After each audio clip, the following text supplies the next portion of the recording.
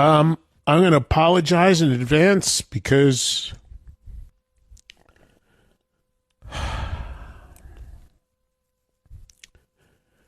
in my 42 years of radio,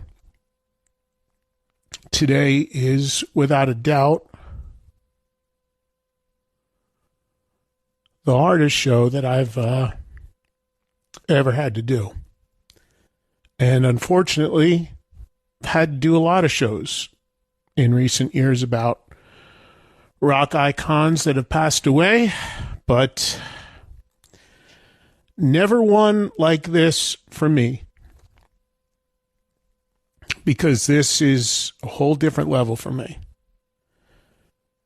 Because this was not only a rock hero to me as a 12-year-old kid, but Ace Frehley was a guy that was a dear friend to me for the last nearly 40 years. And, I'm not going to recap how that all happened again. But if you'd like to hear more about that, there is a podcast that I rushed out last night that is now up, that is different from what we did and we will do here today. It's pretty much exclusive to that podcast, although we did air it last night here on Sirius XM on this channel. But if you'd like to hear it, that's there for anybody to hear whenever they want. We put it out last night just out of nowhere because I had pre-recorded it because I knew this day was coming, unfortunately.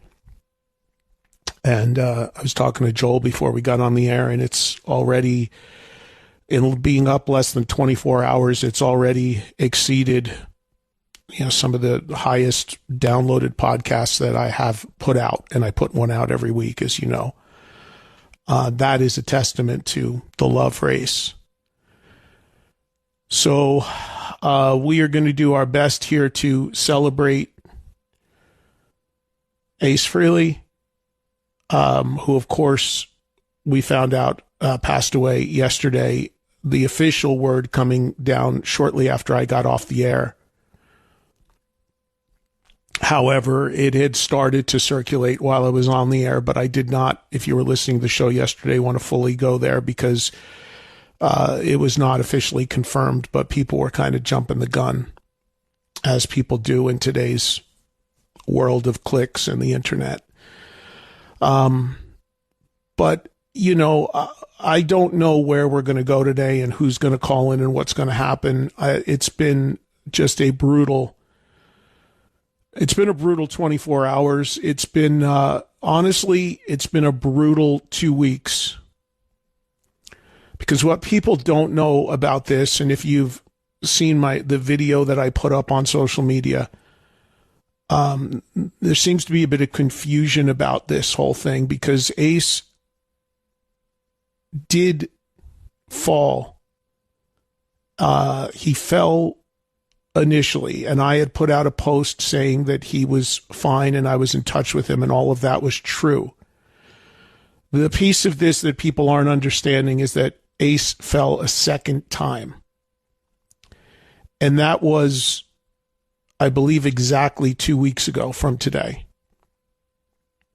And that was catastrophic.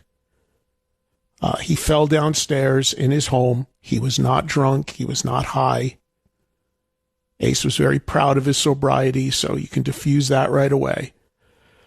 I don't know all the circumstances around it, but it was a very serious fall. I had been to his house. I know the stairs.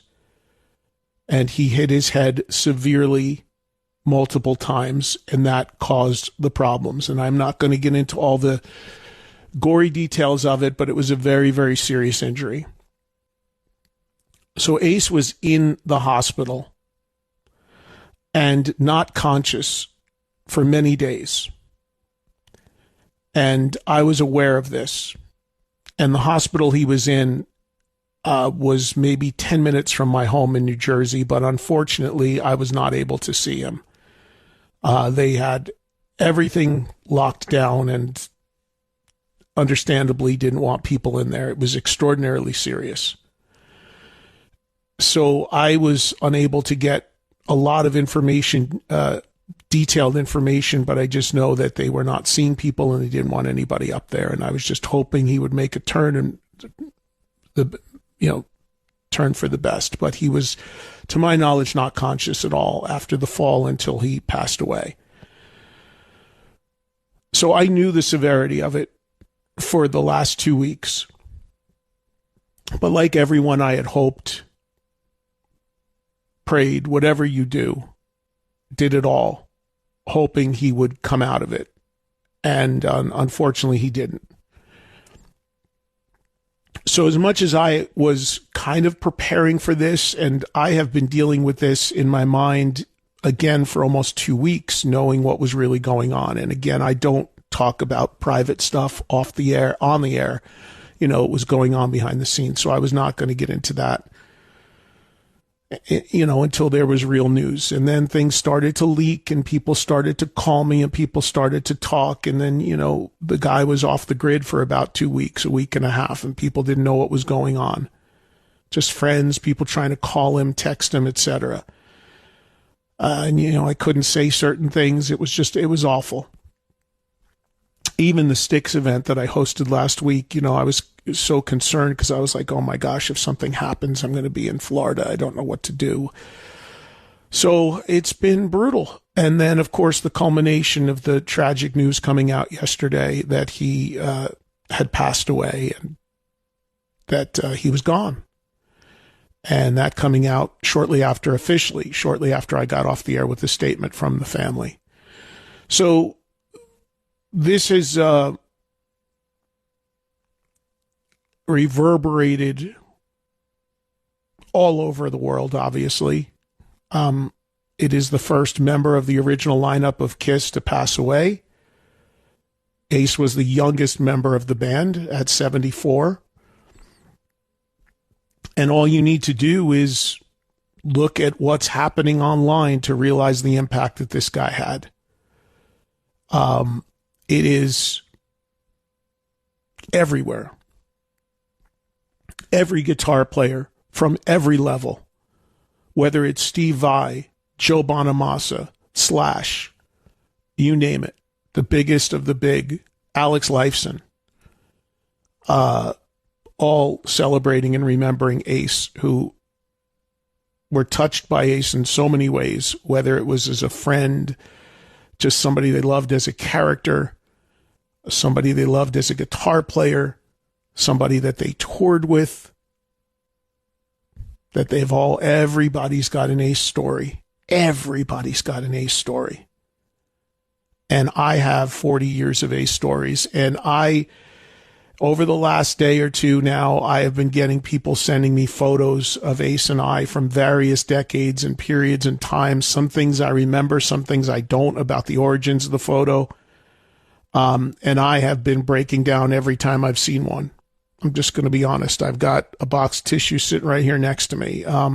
It's been awful. It's hit me in a way that is hard to explain. But again, this is hitting me. This is for me on two different levels. It's the fan level, Kiss being the most important band to me as a kid, the gateway band, the band that really started it all for me, made me a complete rock junkie, in a lot of ways probably influenced what I do and ended up doing in my career. Because even though I'm not a musician, I tried. As a kid, I looked at the gatefold of Alive 2 and I took drum lessons for a couple weeks, but I knew I wasn't going to be Peter Criss with a giant drum kit like that. So I said, well, what else can I do to promote this music? And that's why I took the path I took. Played air guitar to every Ace Frehley solo as a little kid. Played air guitar to every Paul Stanley power chord as a kid. Sang every word of every song as a kid, and still do all that, by the way. As a 61-year-old man, I still do all of that.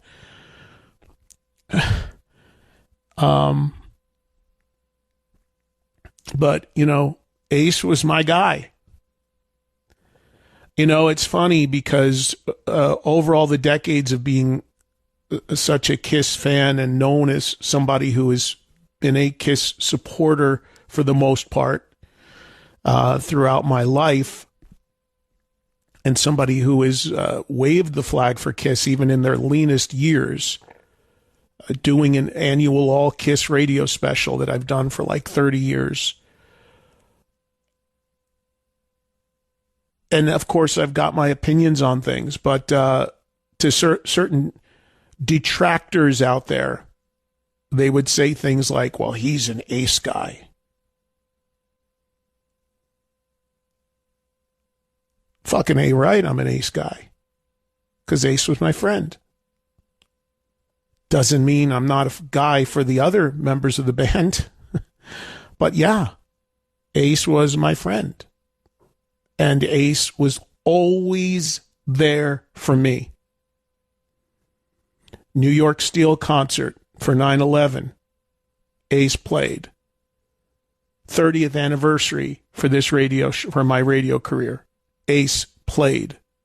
40th anniversary for my radio show. Ace played. Kiss reunion tour. Ace sends me a couple laminates. Come to any shows, buddy. Come hang out with me in the dressing room.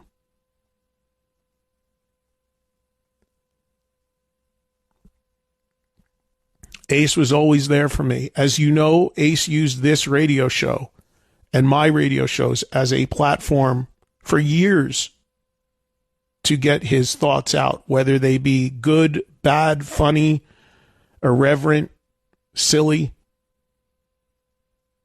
The amount of times and interviews and craziness and fun on and off the air with this guy, for me, is endless. I could literally sit here with you guys for a week and not take one phone call and fill that week with just stories with Ace. From the stuff I gave him in the book about the fish sandwich, to hanging out at his old apartment in Lincoln Center, to going on the road with him, to signing him, to making those records with him.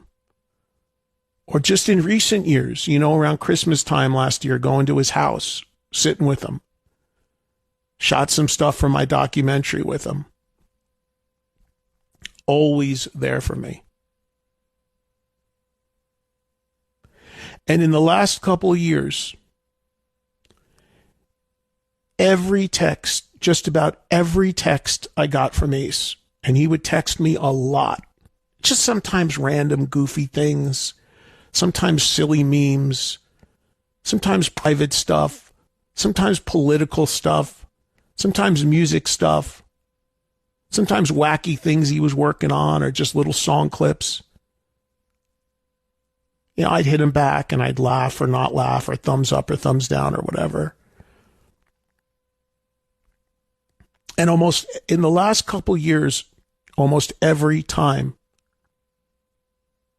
he would end the texting with me by writing to me,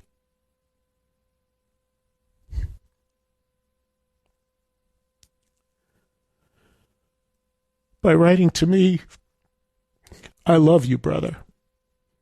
Every time, even on the phone, when we talked, I love you, brother.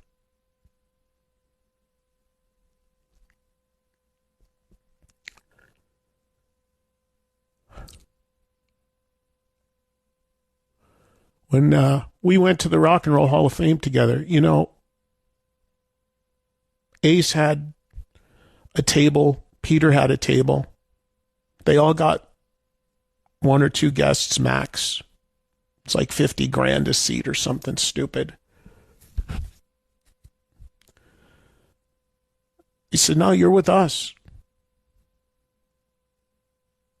Ace insisted that I sit with him, next to him, the entire ceremony. And I did. And I always have to give Peter credit for me being there too, because he wanted me there as well. And I don't want to leave that out, because he was just as important in that. And we sat there for hours and laughed and I just found out recently, somebody said to me that Ace had said that, told some people on his staff at the time, hey, there's not a lot of tickets, but if there's only one extra ticket, Ed's getting it. Someone just told me yesterday, he said, back then, I wouldn't have a career for the last 40 years if it wasn't for Ed. He's sitting in the seat next to me. And I did. So this is a whole different level for me, you guys. And I apologize in advance if I am struggling here today. But just so you have the sense of this and the context of this. So I'm going to do my best to rally here on what is a special 3-hour live show today to close the week.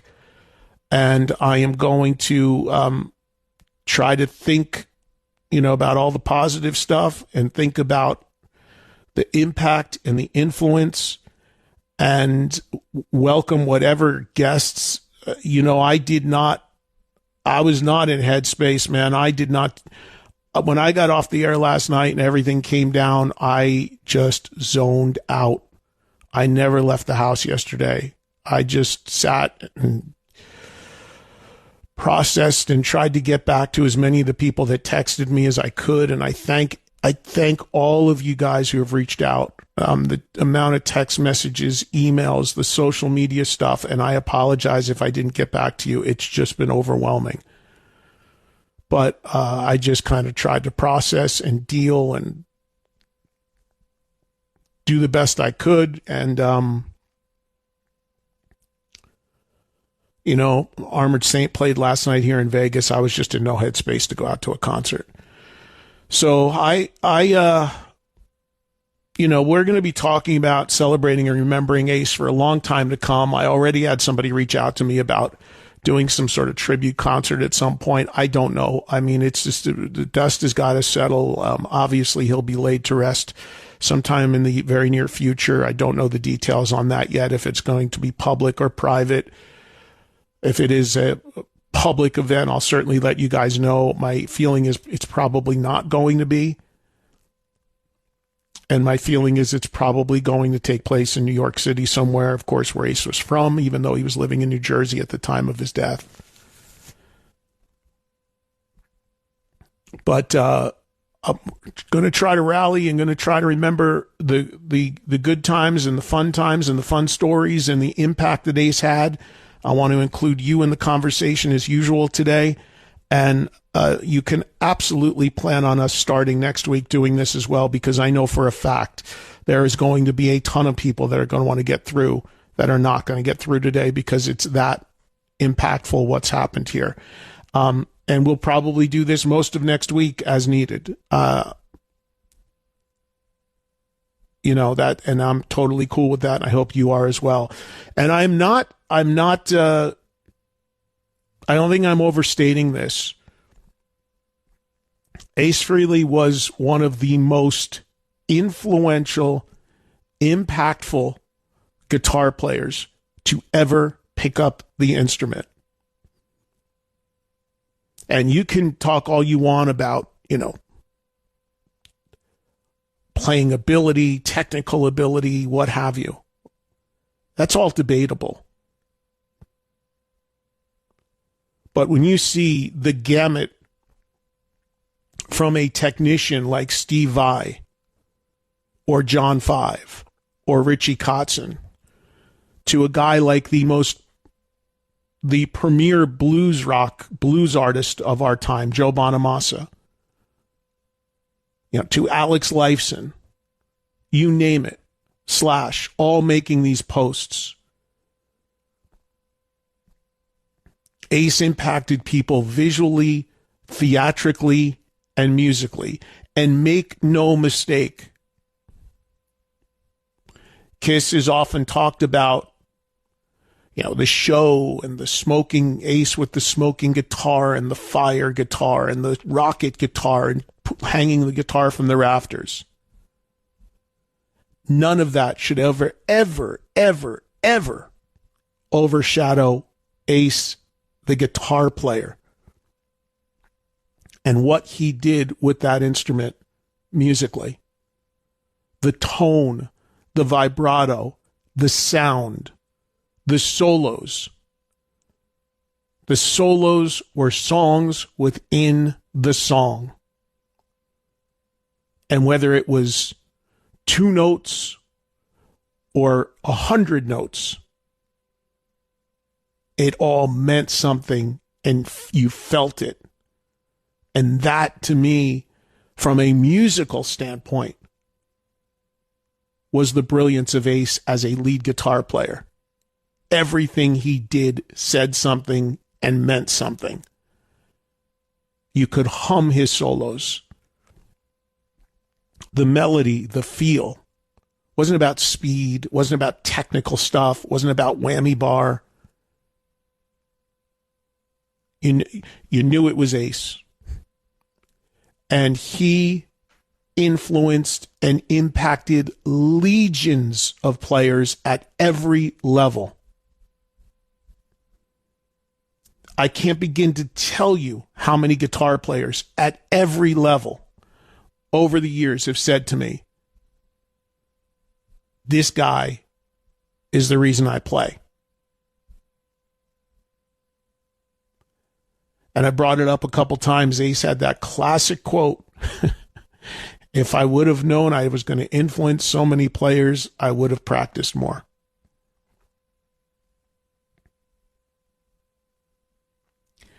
You know, I saw a post yesterday. I just haven't been able to see everything, but I've seen some stuff. And my friend Stoney Curtis here in Vegas made a post and just put a picture of Ace playing.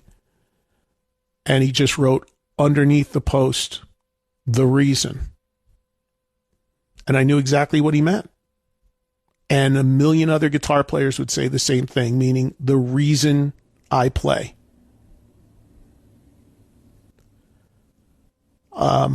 It's just endless, the influence. So, again, I could talk about Ace forever. And I could tell you stories forever. And over time, maybe we will get to some of those stories. But I want to hear from you today. I put out a text to a bunch of different people and told them all if they'd like to call, they can call. For some people, it's too much, too soon. For others, they may call. I don't really know. You know, this will be one of those things very similar to like Ozzy, where we'll be talking about, and any artist that calls in is going to mention something about Ace.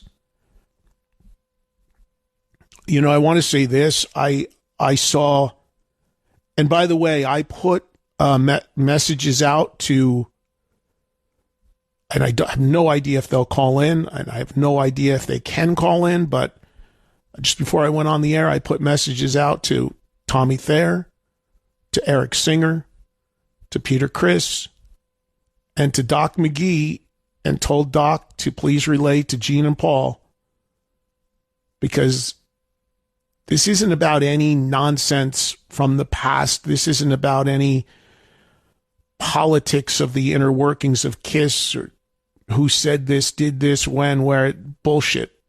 Fuck all that.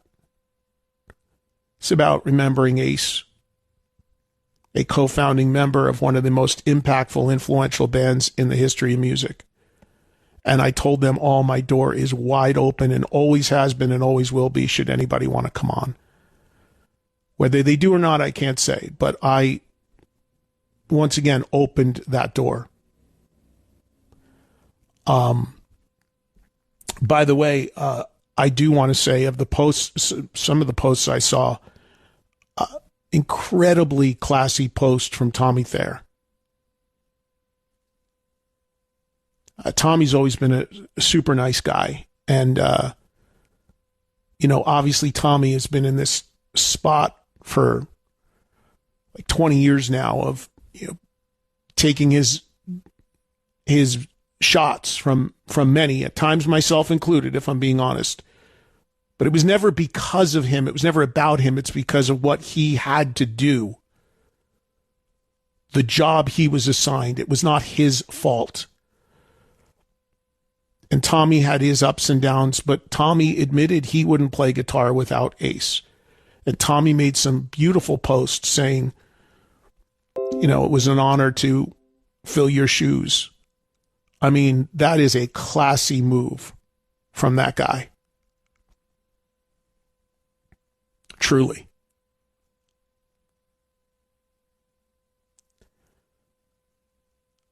So, all are welcome, whether it's today or down the line. And all are welcome to celebrate and remember Ace. And that's what we're going to do on this special 3-hour edition of Trunk Nation. We already have some callers calling in, and I got Frank and Charlie from Anthrax here. Joel, let me. I know we got to do a quick break, so let me do a quick break here, and then we'll put those guys on together real quickly, and then we're just going to try to go through whoever calls in as they call in, if they call in, and just get everybody on for a few minutes. And you guys, fans, listeners who are trying to get on the air today, I see the lines completely swamped. Thank you again. If it doesn't happen today, we got next week. Trust me, we're going to be doing this for a while. We will celebrate and remember Ace as long as it takes. Quick break. When we come back, two guys from Anthrax who are brothers that, we all know and love, and are New Yorkers and are massive Kiss fans. Frankie and Charlie, we'll put them on together right after this break. We'll get started with them on Trunk Nation, remembering Ace Frehley. But we're just going to take everybody as they come and put them all together and just deal with this the best we can today. There's so many that want to call in and remember Ace, so we're going to try to keep everybody on for a couple minutes and then clear the lines, and hopefully they'll open up for others to call in. Joining me right now as our first call-ins, we have we'll start with a guy that I was on the phone last night and we were crying like babies to each other, and I just saw him play with Motley Crue, and the minute I walked into his dressing room here in Vegas, what's he have up all over the dressing room but Ace Frehley posters, talking about my buddy John 5. Johnny boy, you all right? Hey, bud. Yeah, it's just a shock, because just like you were saying, I was listening to what you were saying before, and Ace has been in our life, our whole life. John, let me stop. Hey, John, let me stop you right there, because I want to get two other people involved in the conversation that are also on hold, so people know, so everybody can chime in. As previously mentioned, from Anthrax, we got Frank Bello. Frankie boy, you all right? I'm all right, Eddie. How you doing, man? Hi, Johnny. Hi, Frank. How are you? I'm good, man. Thanks. And also from Anthrax, and now Pantera, and newly married, Mr. Charlie Benanti. Charlie, how are you, man? Hey, guys. How are you all? I just saw everybody just a couple of days ago, and it was a celebration, and now here we are, just the complete opposite.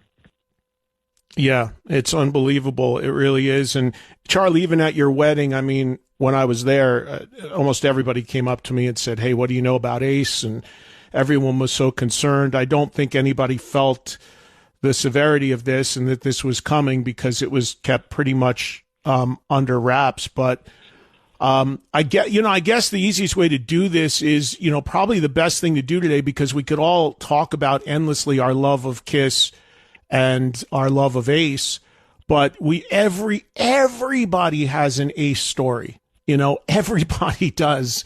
And, let's just go around the horn here. And Frank, I'll start with you. Any story you want to tell, or anything you want to talk about how Kiss and Ace impacted you?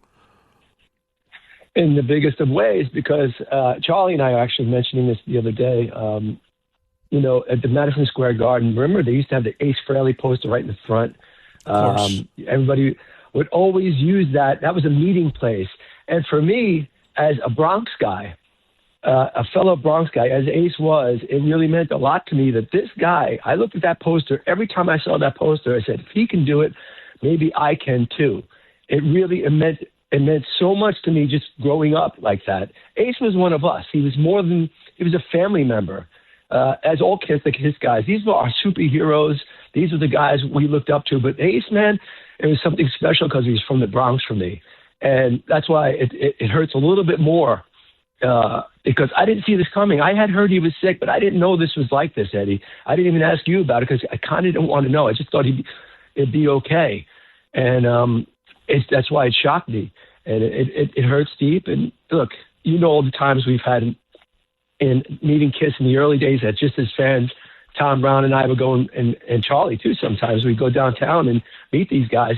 I remember one of my favorite times ever, because I was laughing so hard, they were recording at the record plant in New York City, and Tommy and I, of course, were harassing. We wanted more autographs from Ace, and Ace had to get in the studio. I was there. You were there, Charlie. Sorry. Yeah, so you were there. He left his car in neutral, and the car started to roll down the street. These were good times. Charlie, was that the day that Ace had John Hart throw us off the block? He threw us off the street because we were in the way, and John Hart, the security guy, threw us off. He goes, "You guys get off the street. This is a Manhattan street." And I was laughing because I thought it was so great that we were actually thrown off because we were just doing this whole thing with Ace. But it was one of my favorite times. The crazy thing about that story is like Ace pulled up and he just pulled on the sidewalk and got out of the car and left his car in neutral. And then he gets out of the car and the car starts rolling down the street. And we're like, Ace, the car's rolling.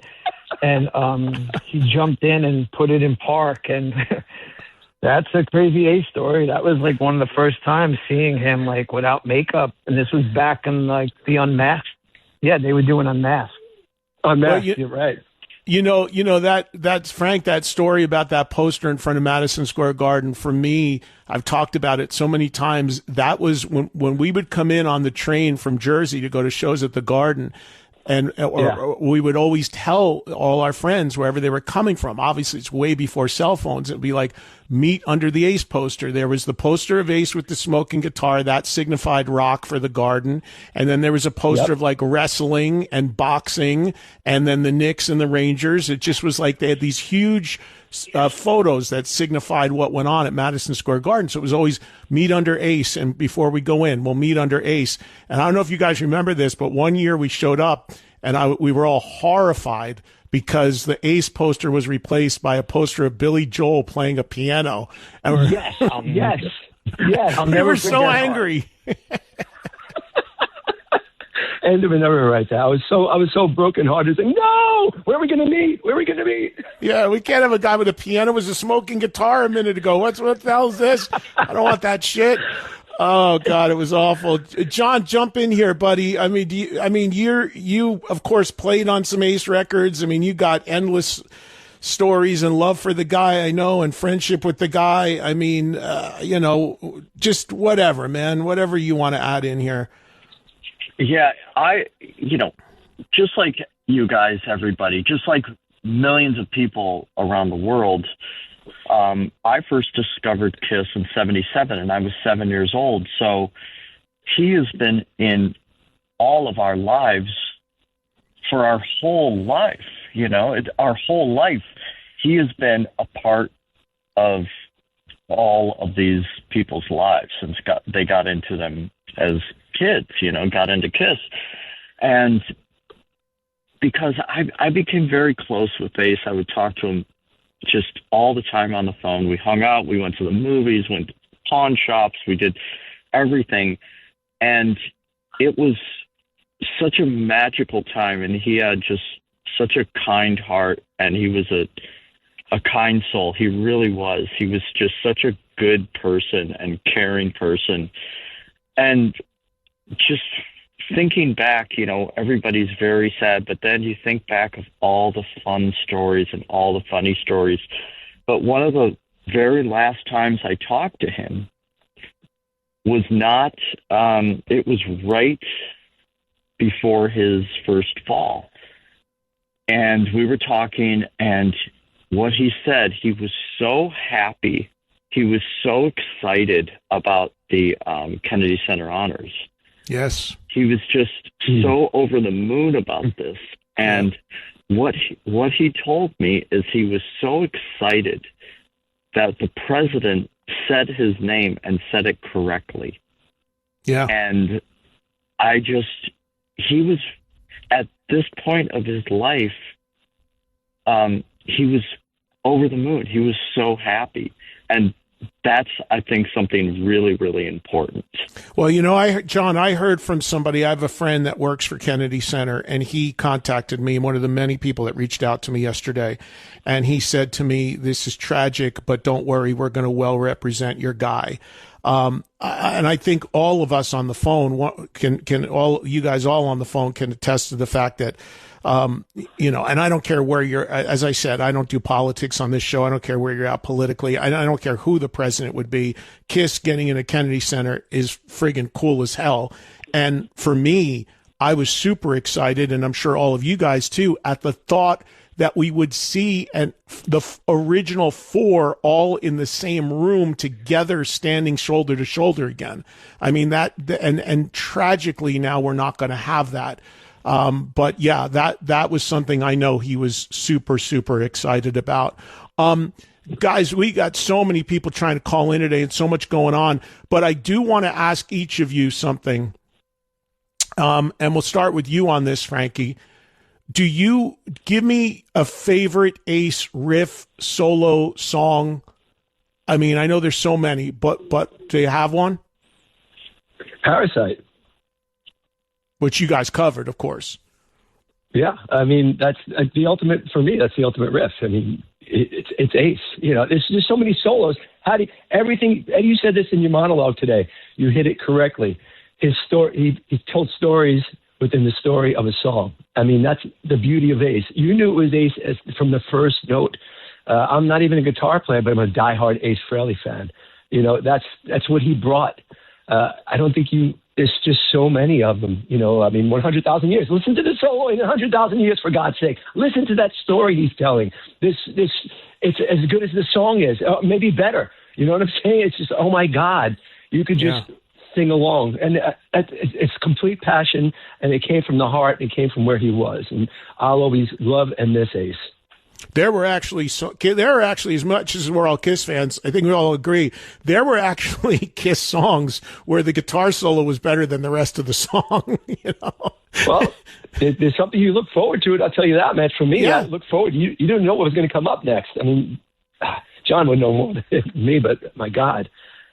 Yeah, when we were kids, I mean, it was like you'd listen to the KISS song, and don't get me wrong, I love all the KISS songs, but it was just like, okay, what's Ace going to do? Even something as simple as like Firehouse, the solo in Firehouse, just it just means everything, man. It's crazy. It's crazy. Charlie, what about you? I mean, the Ace for me was, of course, you know, the guitar player in KISS that when it came time for the light to go on him, he just shined so much. And then I always equated Ace to like George Harrison. Once George Harrison had a chance to do a solo album, oh my God, what a solo album that was. It's the same thing with Ace. When Ace released, you know, they all released their solo albums. Ace is the one that for me originally was like, wow, this one is exactly what I thought it would be and more. And, you know, I said this the other day about when I was in Vegas, I went to see The Wizard of Oz. And I equate certain things to The Wizard of Oz with KISS for myself. Dorothy's three uncles, the way she looks at them, and then how they were the Tin Man, the Scarecrow, and the Cowardly Lion. That's how I always thought of KISS. Those guys are like our four uncles that, yes, we weren't related, but God, they had such a vibe with us that it was like family. And it was the strangest thing because we just saw Gene at the wedding, And as I'm sitting with Gene, it's hard for the 13-year-old in me not to come out. It's impossible. Yep. And I think we all can understand that, and we all can relate to it. So when one of them passes, it's a profound thing that happens to all of us, because a part of our childhood is gone as well. And Ace to me was the clumsy one in the band that we all kind of thought was the fucking coolest, you know, and just the way he played and his moves, and it was magic. All, you know, I never loved one of them. I loved all four of them. If I couldn't buy one of something of theirs. I had to buy all four of them, because that's how much each one of them meant to me. And this is a big thing, man. This is a big thing for all of us. 100%. And John, before I go to you, Charlie, real quick, I want you to say this too. Obviously, these days you're also playing in Pantera, and we know that all the Pantera guys, but Dime. Oh my God! Dime was, for people that don't know, Dime had a tattoo of Ace on his chest. I mean, so you can only imagine. I mean, from the Pantera side of things, what fans those guys are as well. Dime would tell me that he did this photo shoot with Ace, and I think Snake was there too for the cover of a guitar magazine. Right. And Dime was so happy about that. It meant the world to him. And dude, anytime we're in the presence of those four, when Pantera played New Jersey, Peter came out. And God, that was one of the greatest nights, man. Just hanging with Peter in my dressing room, and just I love those guys, man. I just love them. Yeah. Frankie, Charlie, I appreciate a couple minutes here. We are swamped with people trying to get through, so I'm gonna let you guys run, and so I can open up a couple more lines. And sure. And then you guys, of course, are always welcome. You know that, to come on anytime for anything, even if it's just to shoot the shit and talk about Ace. But we're just getting time's flying by here, and with the magnitude of this, and you could see it online. There's not a person that doesn't want to call in and remember and celebrate Ace. So thank you guys for giving me a few minutes. Love you both, and Bye, Charlie. Love you too, Eddie. Frank. Bye, Johnny. Yeah. All right, guys. Bye. Always wear something blue today. Yeah, well, I got an Ace shirt on right now. I'm wearing. I have an Ace shirt on right now. I'm wearing an Ace shirt right now. Yeah, so, yeah. Me too. All Always. right, guys. Love you all. Yeah, see you guys. All right. Bye-bye. Bye, guys. Johnny boy. Yes. I know you wanted to hang on the phone a little bit, and others are going to call Yeah. in, and it's just how this is going to go today. But what else do you want to add in, man? Because it's just you don't even know where to begin. This is so hard to explain, but maybe some of the listeners can relate to this. But when you describe cool, you think of like James Dean or Keith Richards or Jimmy Page, but it's cool is just Ace had that cool element. He just was naturally cool. It was like Fonzie or something, It's something you can't learn or teach or anything, but he just had that, and he had this unmistakable talent of writing great music. It was effortless to him. I've been around him when he's been writing music. It's effortless. Like you think of two sides of the coin, or you talk about Torpedo Girl, or I'm in Need of Love, or Ozone, of course, Rip It Out, and of course Fractured Mirror, things like that. This is like an amalgamation of all these different styles, but he just was such a incredible writer, and he just had that thing that millions and millions of people gravitated towards him, and it was unmistakable.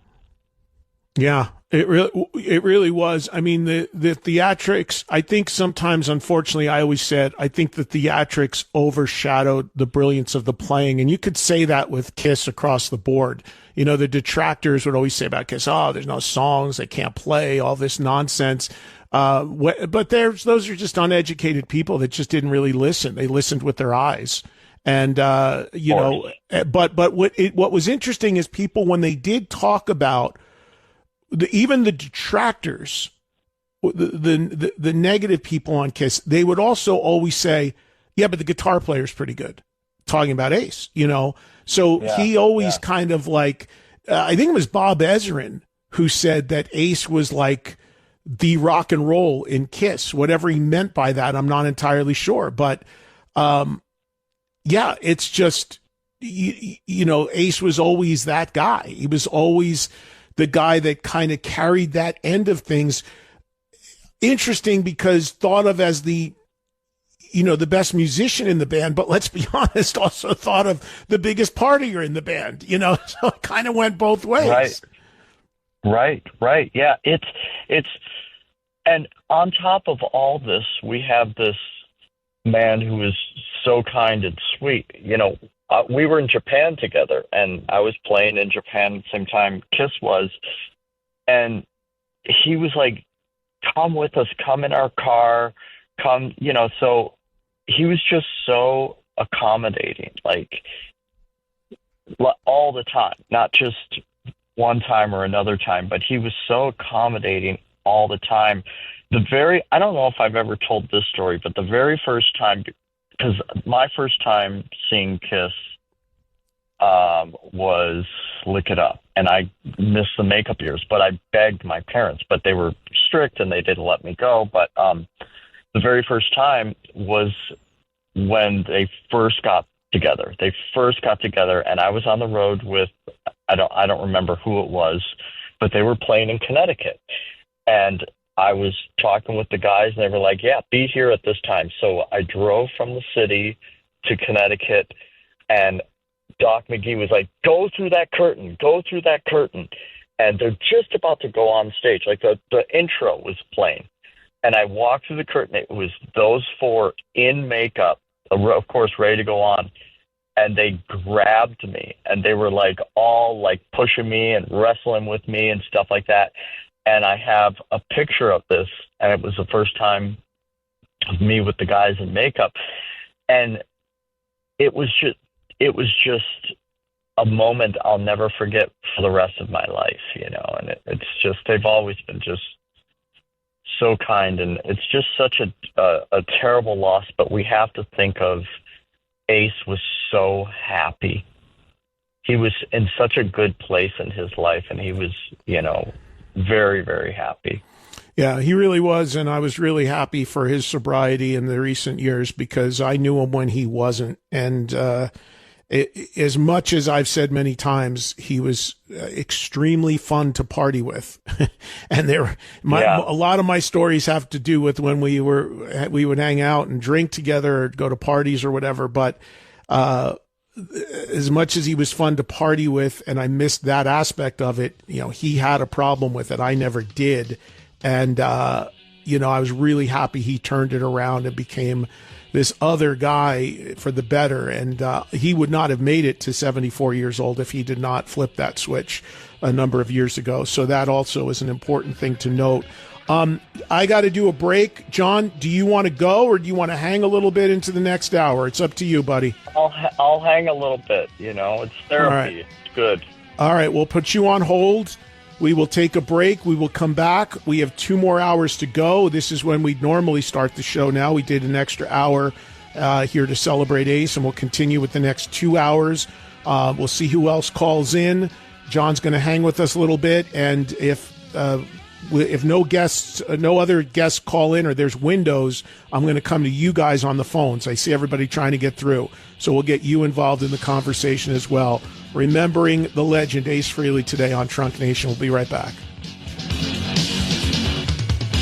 Actually, hour number 2, even though it's normally when we start our show, did an extra bonus hour today remembering my friend of 40 years, Ace Frehley, and celebrating him today with a variety of different artists calling in the impact the man had on the world of music and inspiring people to pick up a guitar is absolutely incredible. John Five is with me, and he is hanging out and also joining us now.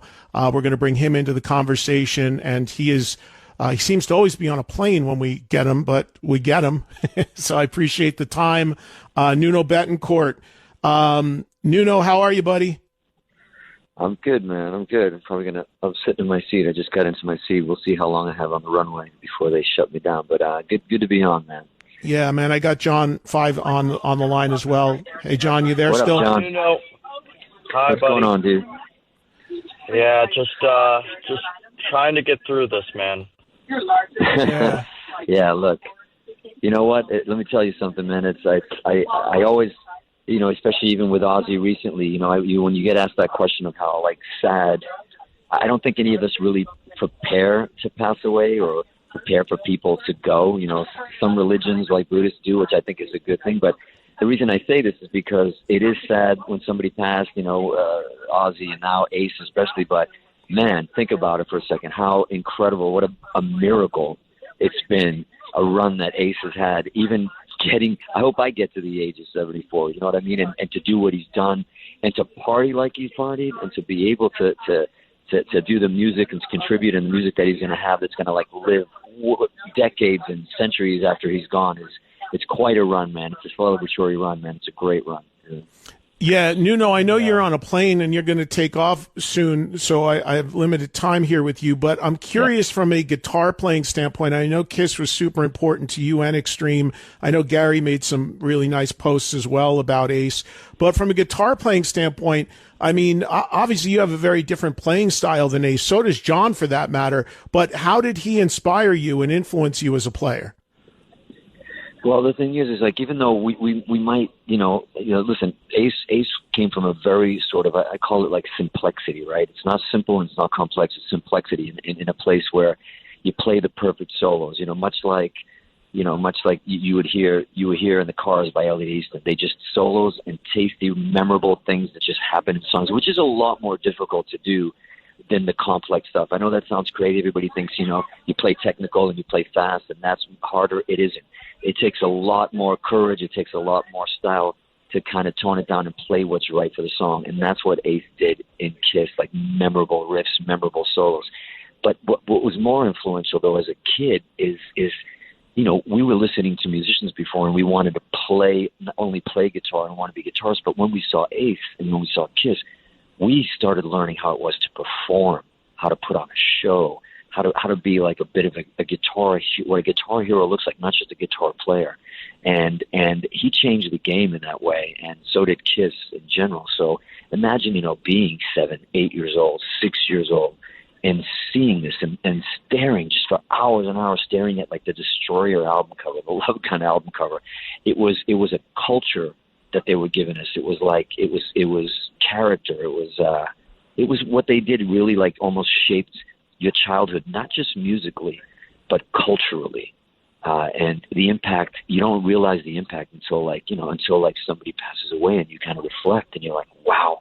You go back to listening to those albums and discovering those songs and just what it did to your life. And there was a bond between you and your friends that were all into Kiss that was very different than other bands. You would trade out. Can I have your Love Gun for tonight, man? You got the story. Like it would be like one of those things where it was religion. Yeah, no, totally. Everybody is echoing those same thoughts, man. It's just incredible. I got another caller coming in here. We got Snake from Skid Row joining us as well now. Snake boy. Snake. Hey, buddy. How are you? Listen, how cool is this, man? I think the coolest thing is not only just being on a call, but having all these amazing people, community coming together, having all these guitar players coming together, man. It's good to hear your voice, Snake. You too, you too, John Five, and I mean, geez, Eddie. And I got Morello trying to get through, and I don't have a line for him. So now he's going to get a busy signal. But, that's too funny. Snake. Well, The upper echelons. The upper echelons that went to you Harvard got away. said it very, very well about the impact of Kiss and Ace and stuff. And I mean, I don't even know what to add to that, except that, you know, for us growing up in New Jersey and stuff, we really took ownership of Kiss from a very early age. Like, you know, Zeppelin was from England and other bands were from wherever, but Kiss was from New York, and then we owned them. Like, they were ours. Yeah, they were your local boys, right? Yeah. Yeah, and and Ace was just, you know, one of those guitar players. And I'll be quick so we can get Morella in here, and I won't take up too much time. But, you know, Ace was one of those guitar players, and Kiss had those songs where, you know, you would sit there and you would, like, yell out the lyrics to the songs and sing all the lyrics and stuff. But then when the solo came up, you would, like, mouth the guitar parts with your buddies.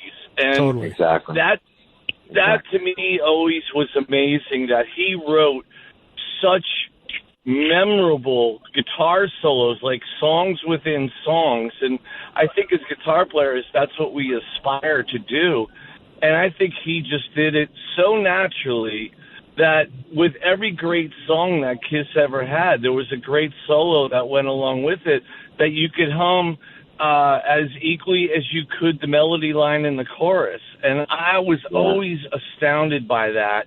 And that was always one of the things that, as a guitar player, I've strived for, but never quite achieved yet. So, we're also trying to do it, Snake. We're also trying to do that. It's just, what a legacy, you know, and the fact that we're all celebrating his life the way we are, which is the way it should be. I mean, yeah, he's iconic and he's a legend, and like you said, you know, his legacy will live far, far, far beyond any of ours. That's for sure, and as it should, because he has such an imprint. Yeah, and you know what is sad and you know, about losing somebody and somebody as iconic as he is, and you know, which has been, you know, listen, we're all getting older. It's going to rain down. It's about to rain down a lot. But what it's cool is that it I think it shows to the rest of us that are here and still rocking and still playing that it's like, you know, that not that it's a responsibility, but I think it's like, you know, it's like a rite of passage. It's like, man, we gotta. The people that are here right now, on behalf of Ace, on behalf of Ozzy, and all these guys that have influenced so much, I think it's our job to, like, put out great records still. Like, still, we're lucky to be doing it, lucky to be getting on a stage. And I think for younger generations and passing this torch on and passing it on, it inspires me even more so. Not to lose Ace, but to really celebrate him. And it makes me go back and go, wow, just much when Eddie passed and now Ozzy and now Ace, it's like, it makes me just want to rock more, harder, write better, get better. So I hope all us bands, you know, they're still here, will really not take this for granted that we have this opportunity. You know? Yes, Nuno. Yeah. Yes, you are absolutely right. You are absolutely right. And you know what's weird, you guys, is I just talked to Ace not too long ago, and he was like, you know, we talked about life stuff, and he was like, "I'm healthy, Poppies. I'm healthy," and he would go to the doctor and get checked out, and he was a healthy guy, you know? And I'm like, Ace, you did so great. You know, you lost all that weight. And he was so proud of that. You know, he was so proud that he was healthy because he worked at it. And it's you don't know. You don't know. Heartbreaking. You don't know. You don't know. So that's why I'm saying, you know. I'll tell you this, and I'm only saying this because knowing Ace as well as I did, he would cackle at this. The irony that this guy passed away from a fall when his persona was a spaceman who had trouble with gravity on Earth, and who I worked on a record with him called Trouble Walkin', which Ace sang on, which Snake sang on, by the way, with the Skid guys back in the day, with a song with a chorus, I Have Trouble Walkin'. I'm not saying that to be insensitive. I'm saying that because I know Ace would cackle his ass off right now if, you know, talking about the fact that he fell, you know, that he tripped, that he fell, trouble with gravity. It's absolutely insane. And speaking of that laugh, sure let me tell you something. There's no laugh on the planet. I mean, his laugh was as great as his guitar playing. Unbelievable, man. That cackle. is unbelievable. Yeah. Hey, Nuno, I know you're on a plane. It's getting noisy in the background. I'll let you go because I know you got to get ready to take off. But I thank you for calling in for a couple minutes, buddy, and travel safe wherever you're going. Bye, Nuno. Take care. Thanks for having me, and it warms my heart to know all of you were there, man. It's really cool. Just what a great way to start this trip with all of you there. Thank you for having me. I love you all, man. I'll see you on the bowling alley, brother. I love you, buddy. I'll see you at D.O. Bowling, Nuno. All right, brothers. All right, my brothers. Keep See you, rocking, buddy. man. See you. All right, man. There he goes, Nuno Betancourt, man. Hey, Snake. So while I have you, I don't know if you were listening earlier, but Charlie and Frankie called in from Anthrax, and Charlie was talking, or Frankie was one of them was talking about Charlie, because I said to Charlie, I said, obviously you're playing in Pantera now, and those guys were enormous fans of Kiss, and Dime had a Ace tattoo on his chest. And then Charlie brought up the fact that Guitar World cover, which was Ace and you and Dime, right? Yes. And Charlie was saying that Dime would often talk to him about that was like one of the highlights of his life doing that. What do you remember about that shoot and that cover? I couldn't believe that I was getting a chance to be on a cover of a magazine that celebrates guitar players with two of the most amazing guitar players in the world, and one who had a profound influence on me, being Ace, and one who had just become such a great friend through touring with Pantera, with Skid Row, and having him be a huge influence on me too, because watching him play every night was showing me stuff that I had never witnessed before, and I'm like, wow, I got to keep up with that, and I want to know how to play that, but yet still keeping what my soul was. And Ace was a huge part of and is a huge part of my soul. So that day was absolutely magical, and all day long it was, us putting on the Kiss makeup when he couldn't, because he would have been sued by the other guys. And so I'm going, man, this is just bizarre. We're putting on Ace's makeup and standing next to Ace, and with Les Pauls, and we put a smoke bomb in Dimebag's Les Paul and my Les Paul, and lit it off to obviously imitate Ace's gag that he does. He's been doing forever, but to be able to just sit there and talk guitars with your hero and have him treat you just with the utmost respect. There was no pompousness or anything like that. It was just Ace was Ace. I mean, I don't know how else you describe it. So for me, it was one of those moments in my career that I look back on and I go, there's got to be a God above, because how else do you explain that an idiot like me from New Jersey gets to experience that sort of moment with Ace Frehley and Dimebag Darrell? And looking back on it now, it's even more profound to me, that seeing what heights they went to, both of them, in their lives, and just being able to share in something that is that will live forever. And I'm just so humbled by all of it, to be quite honest. And John 5 has 72 variations of that cover on his wall in his Kiss museum right now, don't you, John? No, listen, I have a really cool quick story that I was talking to Gene, and this was, I don't know how many years back, but I said, Gene, Ace is playing down the street. Why don't we go see Ace? And Gene goes, let's do it. And he goes, and I said, okay, cool, I'll pick you up. And he goes, okay. So I go to Gene's house, pick up Gene, and we go to Ace's show. And I said, Ace, me and Gene are coming and blah, blah, blah. So they let us in, and, we go upstairs, and those two haven't seen each other in a while. And I'm telling you, Eddie, it was like two brothers, or closer than brothers. They just got together and they were talking and laughing and having so much fun together. And there's a picture that I took that's in Gene's vault of him and Ace. And it was such a magical moment for both of them. Ace was so happy. We watched the show, and Gene was like, look how Ace picks. Nobody picks like that. Look at how he upstrokes here and he downstrokes this way. He goes, nobody picks like that, and that's why Ace has that sound. And it was just such a wonderful moment for both of those guys, because you could just see it in their faces how happy they were to reunite again. Yeah, well, I can tell you. That's amazing. Yeah, well, I've seen that personally many times, that no matter how much shit talking there is between these guys and bands or what have you, whatever band, that, the people that started something, there's this brotherhood there, and you get them in the same room and they see each other, and it kind of washes away. I remember when Ace played at the Limelight shortly after I signed him, and there was some drama with Kiss, but Gene and Paul showed up, and they were up on the railing, and Ace waved to them to come down, and they ended up coming down and ended up playing, and then they gave each other big hugs, and it was like incredible.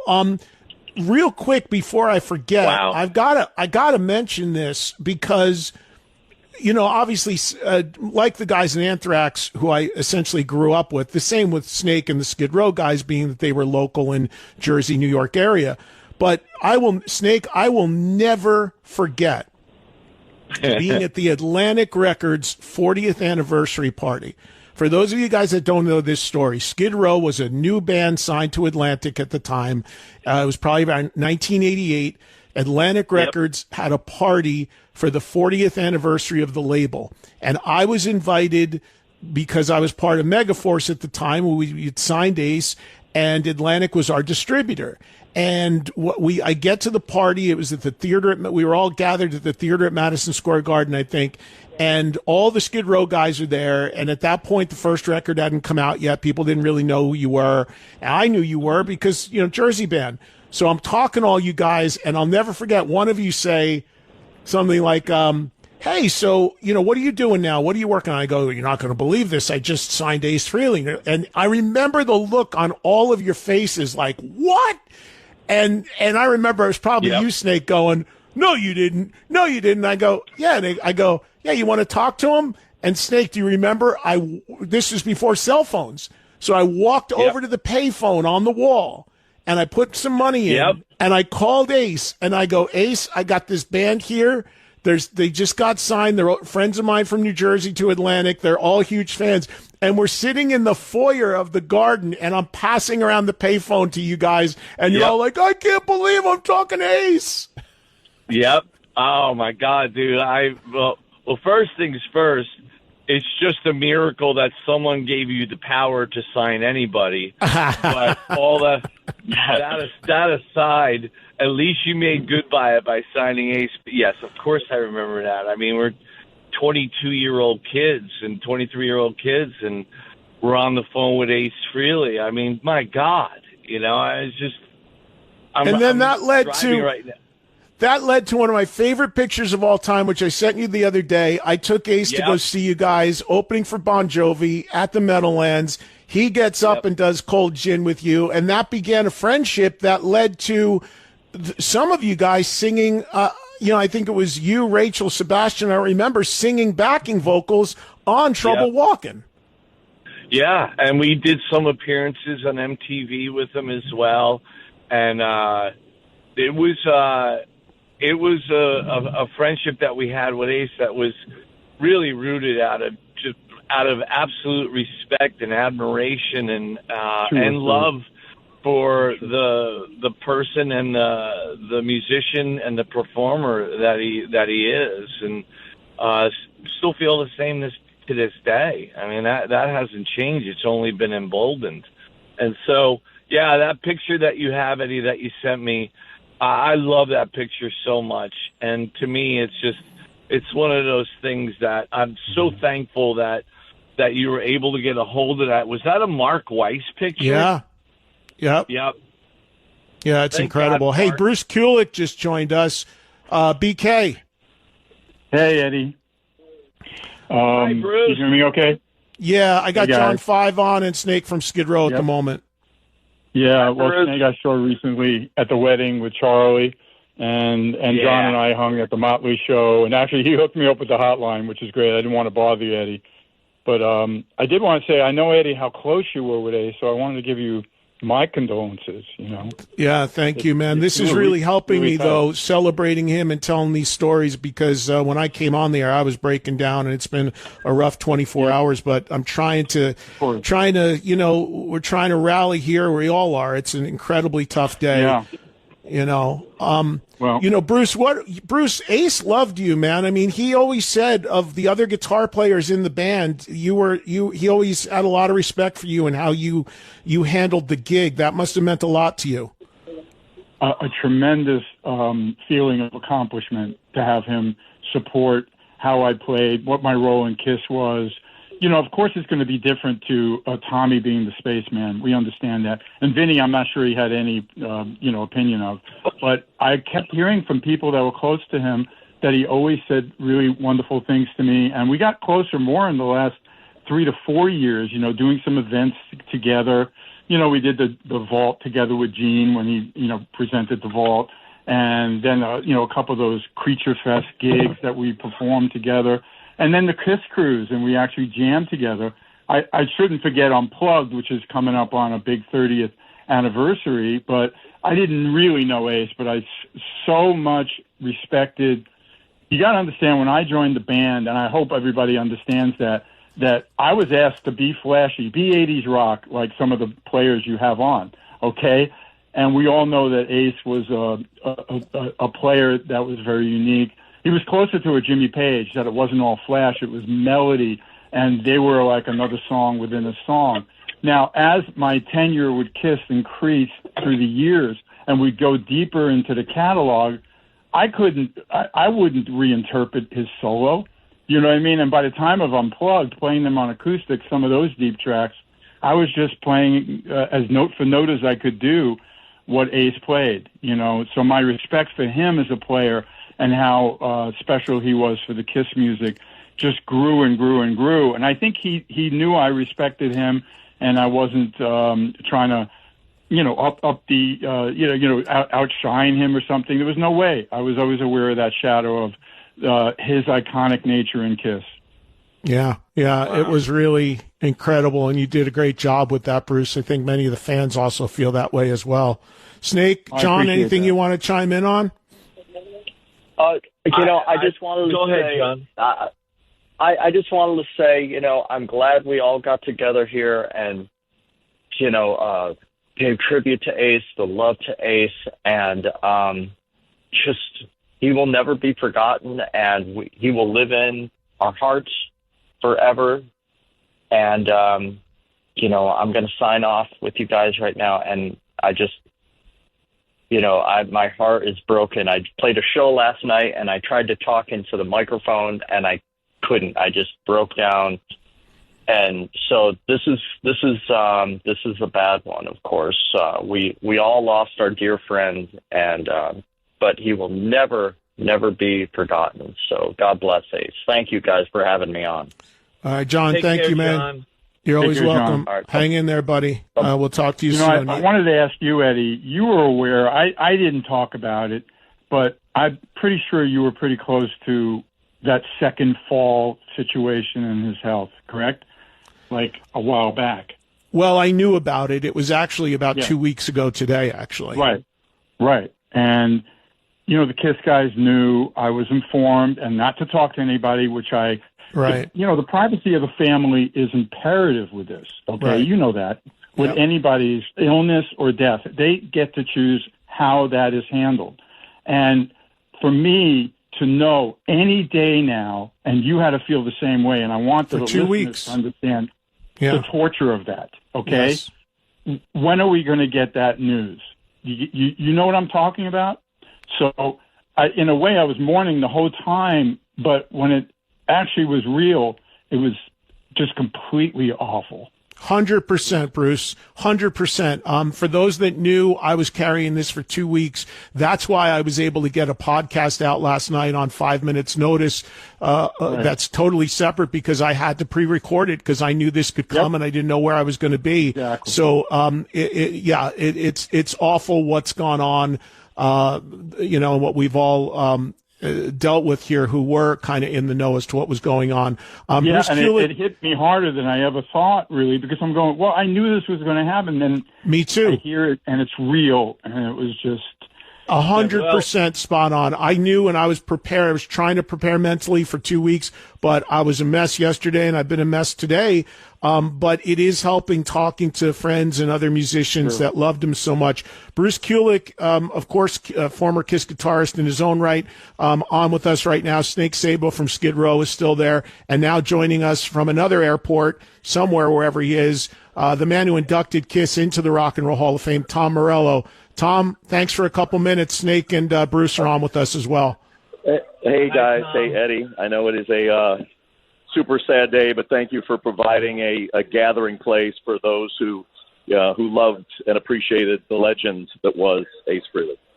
Yeah, man. Tom, talk about how you first connected with Ace and your first exposure. And, what he meant to you. What? Real quick, Tom, another thing, too, I want you to chime in on if you can. John 5 was just on for a while. Nuno was just on for a while. Bruce is on now talking about, how he handled playing Ace's stuff when he was in the band. Yeah. Snake was talking, Snake, a different style. All of you guys, somewhat different style guitar players, but all massively influenced by Ace. And you'd fall in that category, too. Your style's nothing like Ace, but he meant so much to you. 100%. He was my first guitar hero. Kiss was the band that made me love rock and roll, and he was the lead guitar player of that band. I mean, without him, I don't know whether I would have ever wanted to play guitar. It was totally formative. It was the Kiss was the supernova that made me light up and think, oh, this is something I might want to do for the rest of my life. And the lead guitarist of that band, a crucial part of that band, an indispensable part of that band's original chemistry was Ace Frehley. So, I mean, I owe not just an artistic debt to him, but just a life debt to him. Every riff that has ever come, every guitar solo that's ever been a part of my life has its origins, the DNA imprint of Ace Frehley. I mean, he's for multiple generations, in the same way that acts like the Rolling Stones and the Beatles, they had this, captured the imagination of generations and made people think there might be room for me to do that too. Kiss was that for us, and Ace was the coolest, axe slinging, Les Paul, smoke belching guitar hero for all of us. Yeah, it's truly remarkable when you see, everybody from, Steve Vai to Joe Bonamassa to whoever it is talk about the impact he had as a player. And in some regards, all of us as Kiss fans, and Bruce, you having been in the band, of course, Kiss often got looked over because of all the theatrics for the playing. But, Tom, one of the themes that's come up here from everybody is that Ace's solos were songs within the songs, whether they were 2 notes or 100 notes. Sure. They all said something the way those solos were structured. Sure, and and time has told the story that really mattered. I listened yesterday, after the news, to Kiss Alive beginning to end. I hadn't listened to that record beginning to end for a long time, and sort of my kind of impression, if off the cuff, is Kiss songs are these kind of hard rock songs with a pop element to them. That it's a band that has progressive elements. It's a band that has huge Sabbath-like riffs in it. It's a band where his guitar solos are these kind of journeys within the song, super hooky, super catchy. He's got that kind of free, gunslinging, free way of playing that sometimes is beautifully messy, and I just was really kind of overwhelmed with it. Reminded me of what originally lit my fire and made me love the band and made me love him as a guitar player. I want to go around the horn here from all three of you guys before I let you go, and I appreciate the time and calling in. And I'll start with you on this, Snake. And either one, the other, or both, a favorite Ace riff or solo or song, and a favorite quick Ace story or memory if you have one. There's so many great Ace stories, as you know, but I mean, picking a favorite solo is so rough, man. But there's a couple. Like for me, the initial thing that got me into Ace was how the Dress to Kill album had different solo tones and sort of expressions from different songs, like a song like She to the intro to Rock Bottom, and I'm going, wow, like this guy is very adept and has a wide range. I didn't say it quite like that because I was 12 years old or whatever, but that's how it made me feel and how it grasped me. So I have to say probably my favorite solo section is probably end of on a live one was She and the whole song in general. And then favorite Ace story was we were on tour in 2000 on the farewell tour, and there was one night where Ace had his guitar and he was using the laser beam to attempt to hit the guitar up in the rafters, and he couldn't quite get it, and his knees were kind of locked together, and he's trying to get it, and we were in the photo pit every night, and we were watching them, we were awestruck. But Ace seemed to be having such a good time. Like, I would have been crapping my pants right there because this is part of the show, and he's just kind of giggling with that cackle, like going, I can't get that freaking thing. And I just thought, watching him do that and just seeing that inner child, like that to me was what it was all about. I mean, there was no, of course, it's this huge arena and it's sold out and they're playing their makeup and they're on, 29-inch heels and the whole bit. But at the end of the day, that was his little kid just coming out. And that just, man, talk about becoming enamored all over again with a legend. That solidified it for me even more. Tom, Bruce, we'll get to you here in a second. Tom, I know you're at an airport, so I want you to jump in before you have to go. Yeah, sure. Thanks. So first of all, just want to say one more thing, that we're talking a lot about the influence of Ace Frehley as a guitar player, but I think that his influence is much more than that. It's like he was a legendary cultural icon for multiple generations, not just in the U.S., but really around the world. It really transcended any sort of like rock stardom or guitar playerdom. And, was one of the original Fearsome Foursome, was one of the most important musicians of the 20th century and beyond. So I just want to say that out loud. So with regards to the guitar solo and the playing, for me, it's, what it is now, it's definitely shocked me, and I'll tell you why. Because when I was first teaching my son, Roman, who's a talented guitar player in his own right, that's one of the first things that I taught him. And while Roman is currently in the middle of his 10,000 hours of practicing, every time he finishes his session of practicing, he always finishes with the Shock Me riff. Every single time that he puts the guitar down before going to bed at night, it's down, like it's the very end. And we always laugh about it. And we were doing that last night in Ace's honor, but he'll do it for the next 10,000 hours too. Okay, here's my Ace so story. Cool. I got a bunch of Ace stories, but so Rock and Roll Hall of Fame, right? So we're when Kiss, the year Kiss was inducted, the grand finale of the Rock and Roll Hall of Fame was supposed to be Bruce Springsteen, the E Street Band, me, Dave Grohl, and Ace Frehley playing Highway to Hell, right? Oh, I know. So, right. So I was sitting with Ace the whole night with the guitar under the table. With the guitar on the table. So anyway, for whatever reasons, there was no rehearsal for that, right? So I had played it with Bruce and the E Street Band, and Dave Grohl's going to be fine on the drums, but they give me the job, make sure Ace Frehley knows it. Okay, that's my job.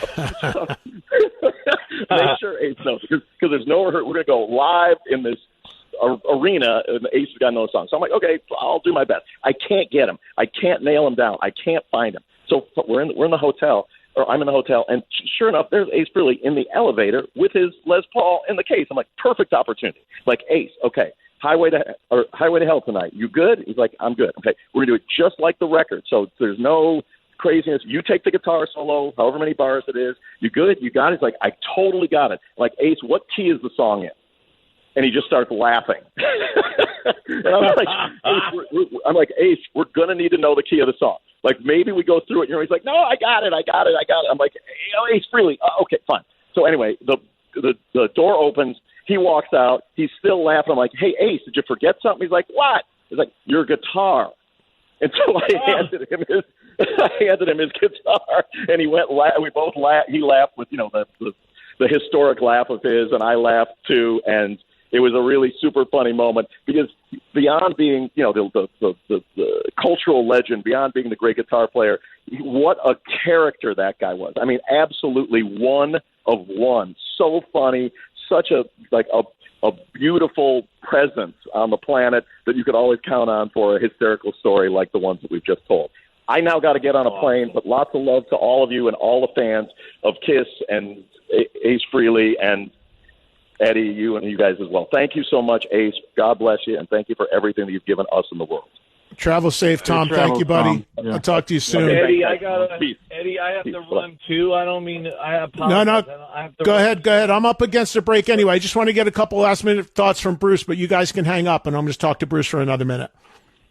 Thanks, guys. Before I give you those answers, Eddie, I did want to mention one thing very important from Gene. I remember having this conversation. And, at times Gene and Paul were tough on him, because of the substance abuse and drinking. And sometimes they'd use it against him. And I'm not here to judge that. I didn't experience it with him. But Gene once being so flat out and saying, Ace is a true rock star. That's a rock star. You know what I mean? And I know they're aware of what he brought to the band and that impact, that he was a cultural icon, like what Tom explained. All right, so I'll get to the songs, okay? I'll give you the song first. This is a little left field. I'm glad those guys didn't choose my song, but I always knew mine was kind of interesting. Later on in my years playing with Kiss, we introduced 100,000 Years into the set. And I started listening to it and learning it, and the syncopated rhythms, I know we lost the two guitar players on the line, but Eddie, they're really complicated. And Ace just nails it, and he plays stuff on that song that I was just out of my mind, with kind of like an admiration for him that I didn't know, because it's not like I ever studied that song before. But then having to play it with Kiss, I was just blown out of my mind about how incredible those riffs were. And nobody should ever take Kiss music as being simple, stupid. You know that. You know what I mean? Of course. The music's very complex, Yeah. So do you, of the stuff that, so was that one for you when you started playing it, that was the one you really had to dig in on? Well, not only dig in on it, I couldn't figure out how well he could play that. Right. You know what I mean? I mean, it didn't sound like it was manipulated or made up. It just had these syncopated rhythms and this feel and swagger that he was just really famous for, And I know that Tom that was his guitar hero when he grew up. I'm a little older than Tom. We know that. I'm closer to Ace's age at 71. But honestly, I knew that he loved people like Jimmy Page, Jimi Hendrix, and the British, guitar players and everything, all those guys. And he just took the best, but he made it his own. He didn't sound like anyone, and it was always a challenge to jump in and get the vibe of what he played, because it was so unique. Do you have a favorite story of your interactions with him? For people that don't know, you were actually on one of his recent records as a guest. Yeah, although that one unfortunately, it was like, here's the file, do it. We weren't in the same room together, okay? Right. And I felt bad about that, but that was one of the disadvantages not being on the East Coast with Ace, okay? So I did. We covered a Hendrix song on one of the Origins things, and it was fun. And I had some communications with him, and mostly, though, with the engineer to make sure the files are right. But really, it goes back to early on. It has to go back to Unplugged. And, the anniversary's coming up, but it's just incredible that he comes in to the rehearsal. I'm already been struggling for weeks with the rule that MTV wanted us to play real acoustic guitars. The convention tour that hooked them on having Kiss on MTV, along with the reunion, of course, as the big surprise, was that we were playing different guitars, Paul and I. Okay, we were playing these Chet Atkins electric that Aerosmith played, that were much more friendly for lead guitar players, okay? So I knew already I'm going to help Ace here because I know what I've been struggling with. I finally found a model I could play, but Ace, you can't, do you want to play this Epiphone? So it was guitar geek talk. And he was really appreciative. I taught him about a guitar pedal that I was using to step on so you can do the solo and come out above the mix. These are important things for a guitar player to perform. We're under the microscope with MTV. You don't want to look like a chump, so I really bonded with him. It was kind of really weird, don't use that, you're going to have to get an unwound G string. And so we became guitar player buddies. You know what I mean? I think he really appreciated. It wasn't like one of those things where he told me the funniest thing in the world, but that moment of being able to help this icon and make MTV Unplugged be as magical as it became, it really meant a lot to me, and I know he appreciated that. Yeah, no doubt. Well, Bruce, thank you for calling in, and thank you for some time and perspective today with Ace, and I appreciate it. I'm glad that you did, and again, you were in that band, and you know what that whole situation is about, and you did an unbelievable job. I always thought dealing with those older songs and how you handled them, putting your own spin and having to do the 80s thing to some degree, but also honoring what Ace did. I always think he appreciated that, and I know a lot of the fans did as well. Yeah, I appreciate that, Eddie. I think the word you were looking for is dynamics. Yeah, it's for sure. It's a very dynamic band, like all of them. I know you talk about the dynamic, where it's a family, and there's always this push and pull. But the respect for Ace is undeniable, and his loss. And I knew that when I realized he's going to pass away soon. I told my wife Lisa right away, "This is like Eddie Van Halen dying. This is going to be unbelievable for the rock world. It's going to be just awful, and what a devastation, to hear that. It just is." Yeah. So I want everybody to crank up, play your Ace music. The music lives on, and just know that we should all celebrate what he brought to all of us, the joy and the playing and the personality. That one of a kind. You said it. He's one of a kind. 100%. Bruce, thank you, man. I'll see you soon. I'll talk to you soon. Thank you. You got it, Eddie. Be well. All right. Bye-bye. Bye-bye. There's Bruce Kulick, everybody, former KISS guitarist in his own right. Also, Bruce, part of the upcoming KISS event next month here in Vegas, the landlocked cruise deal. But, today is all about Ace and celebrating Ace. And my gosh, what a barrage to open the show, from John Five to Tom Morello to Nuno Bettencourt, Snake Sabo, Bruce Kulick. I don't know if I forgot anybody in there.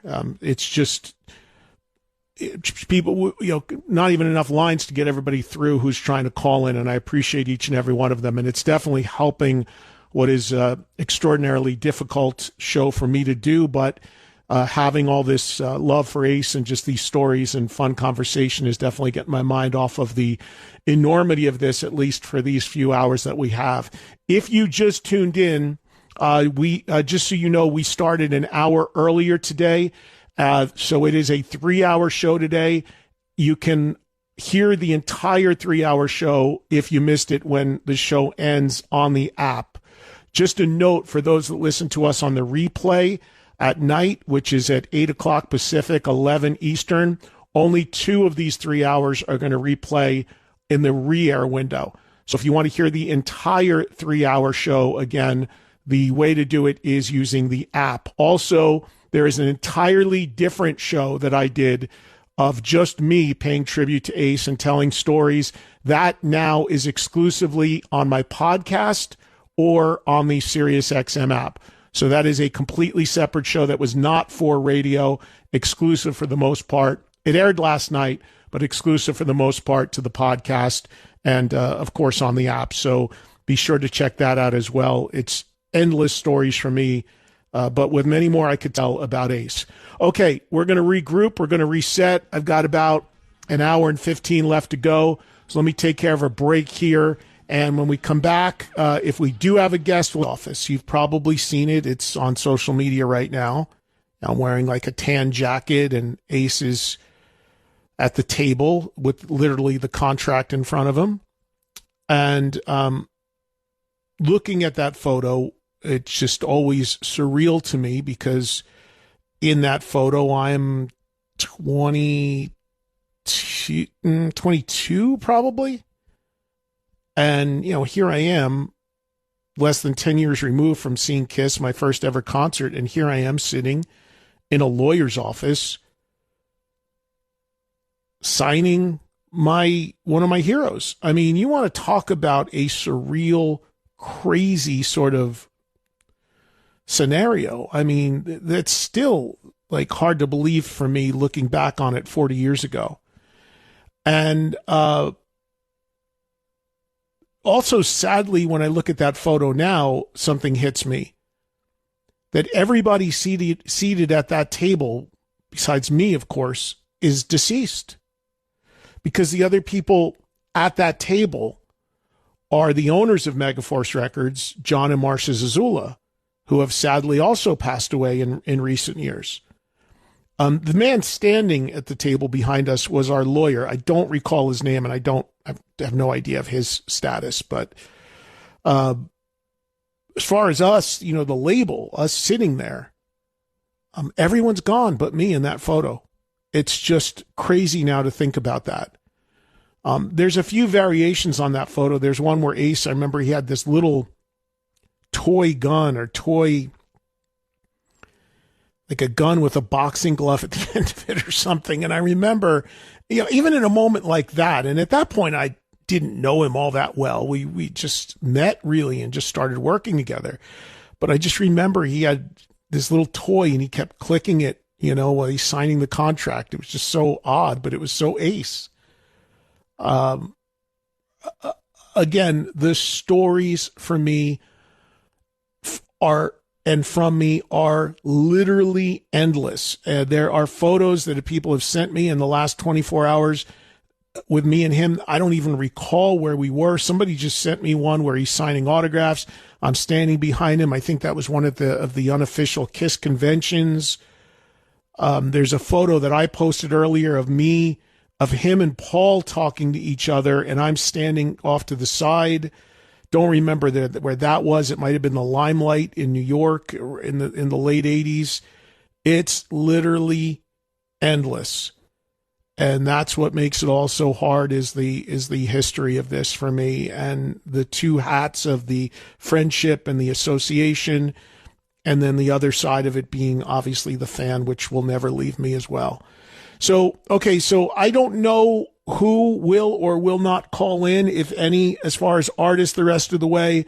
There are many that wanted to, that some had scheduling conflicts. Some are, they can't at this time. They have something else going on. Some may still, I don't know. But we've already had an amazing array of people that have called in as far as artists are concerned. I now want to go to the phones and have you guys get your voices on the air. If you'd like to give a favorite Ace story, memory, even if you're just a listener of this show, the memories and stories of Ace calling in the history of me, just this show, and obviously overall in my radio history, is endless. The history of him showing up on my TV shows, on That Metal Show, the Smoking Flute. I mean, if you remember that, endless. Anything you want to hit me with, let's do it. Let's get you guys involved in the show right now. Let's start today with Mark. He's in New Mexico. And Mark, you're on Trunk Nation. Hey, Eddie. I really appreciate you getting my call. And I just want to start off with saying, Ace being your brother, I know he's damn proud of everything that you've done for him, for the podcast and for your post on Instagram, and what you're getting all the celebrities and all the rock stars together to talk about him. I think he'd be, whatever planet he's visiting right now is the spaceman.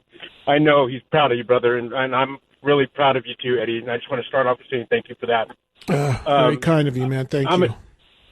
Yeah, and I'm an actor here in Albuquerque, Mexico, and I'm 56 years old.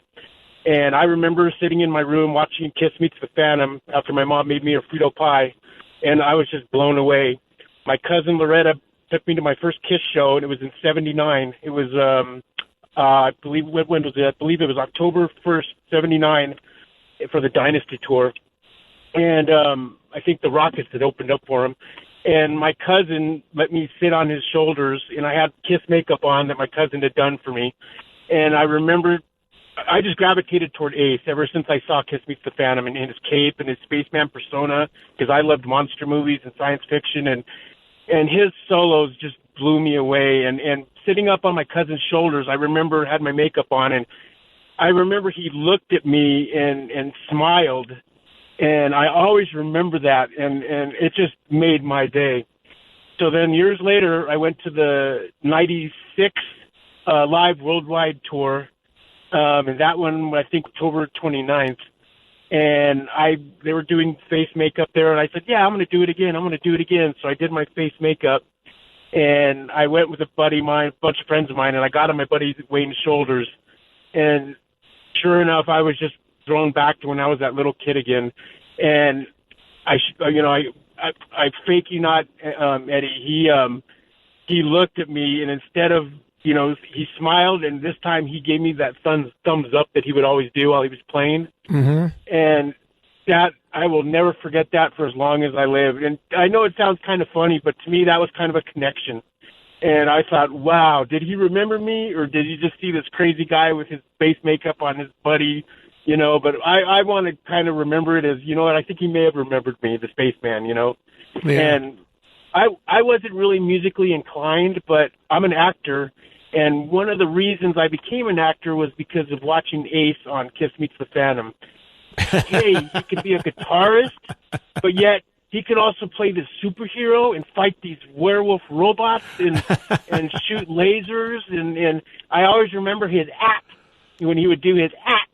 And his laugh was so infectious, and I just wanted to share that with you, Eddie. Yeah.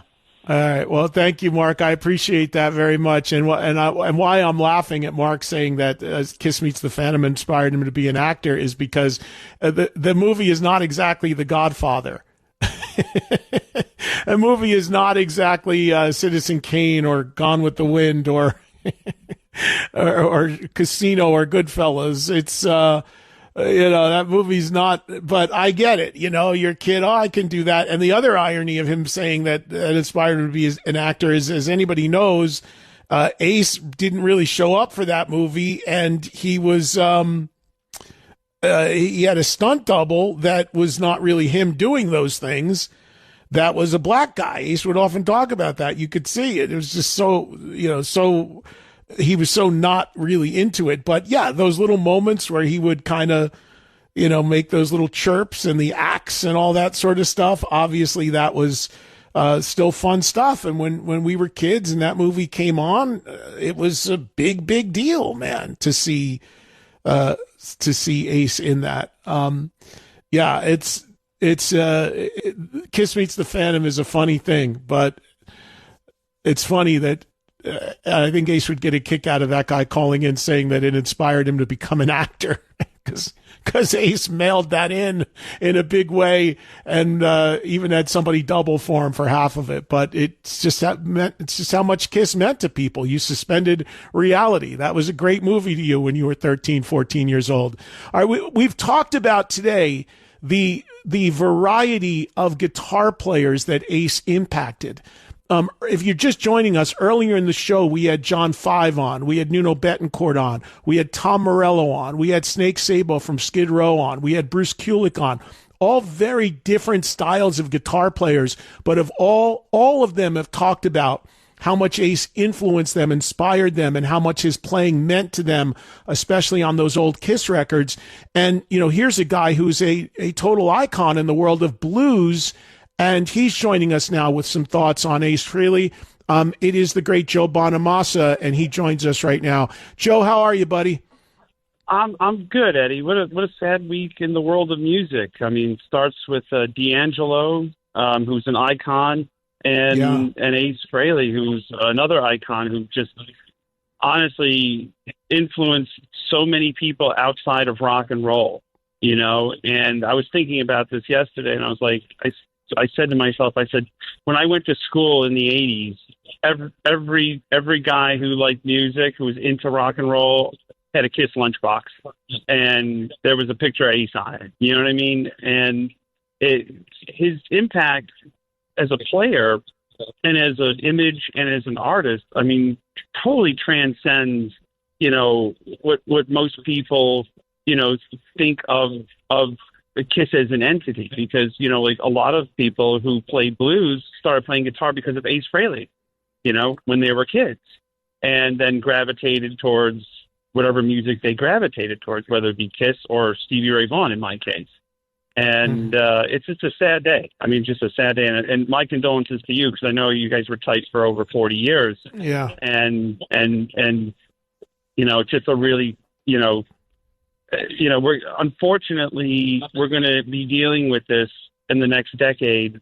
These kind of phone calls more and more as our idols and musical heroes become, you know, they get into their 70s and in some cases their 80s and 90s, and it's but the music will last forever, you know, ultimately.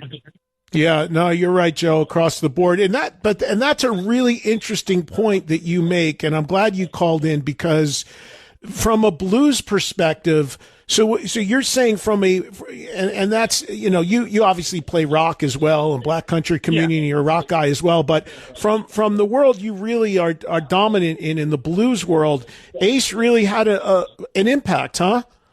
He did, you know, because, you know, Ace played blues riffs. If you really want to break it down, you know, like his playing on those early Kiss records and Kiss Alive, I mean, you know, he's taking from Chuck Berry.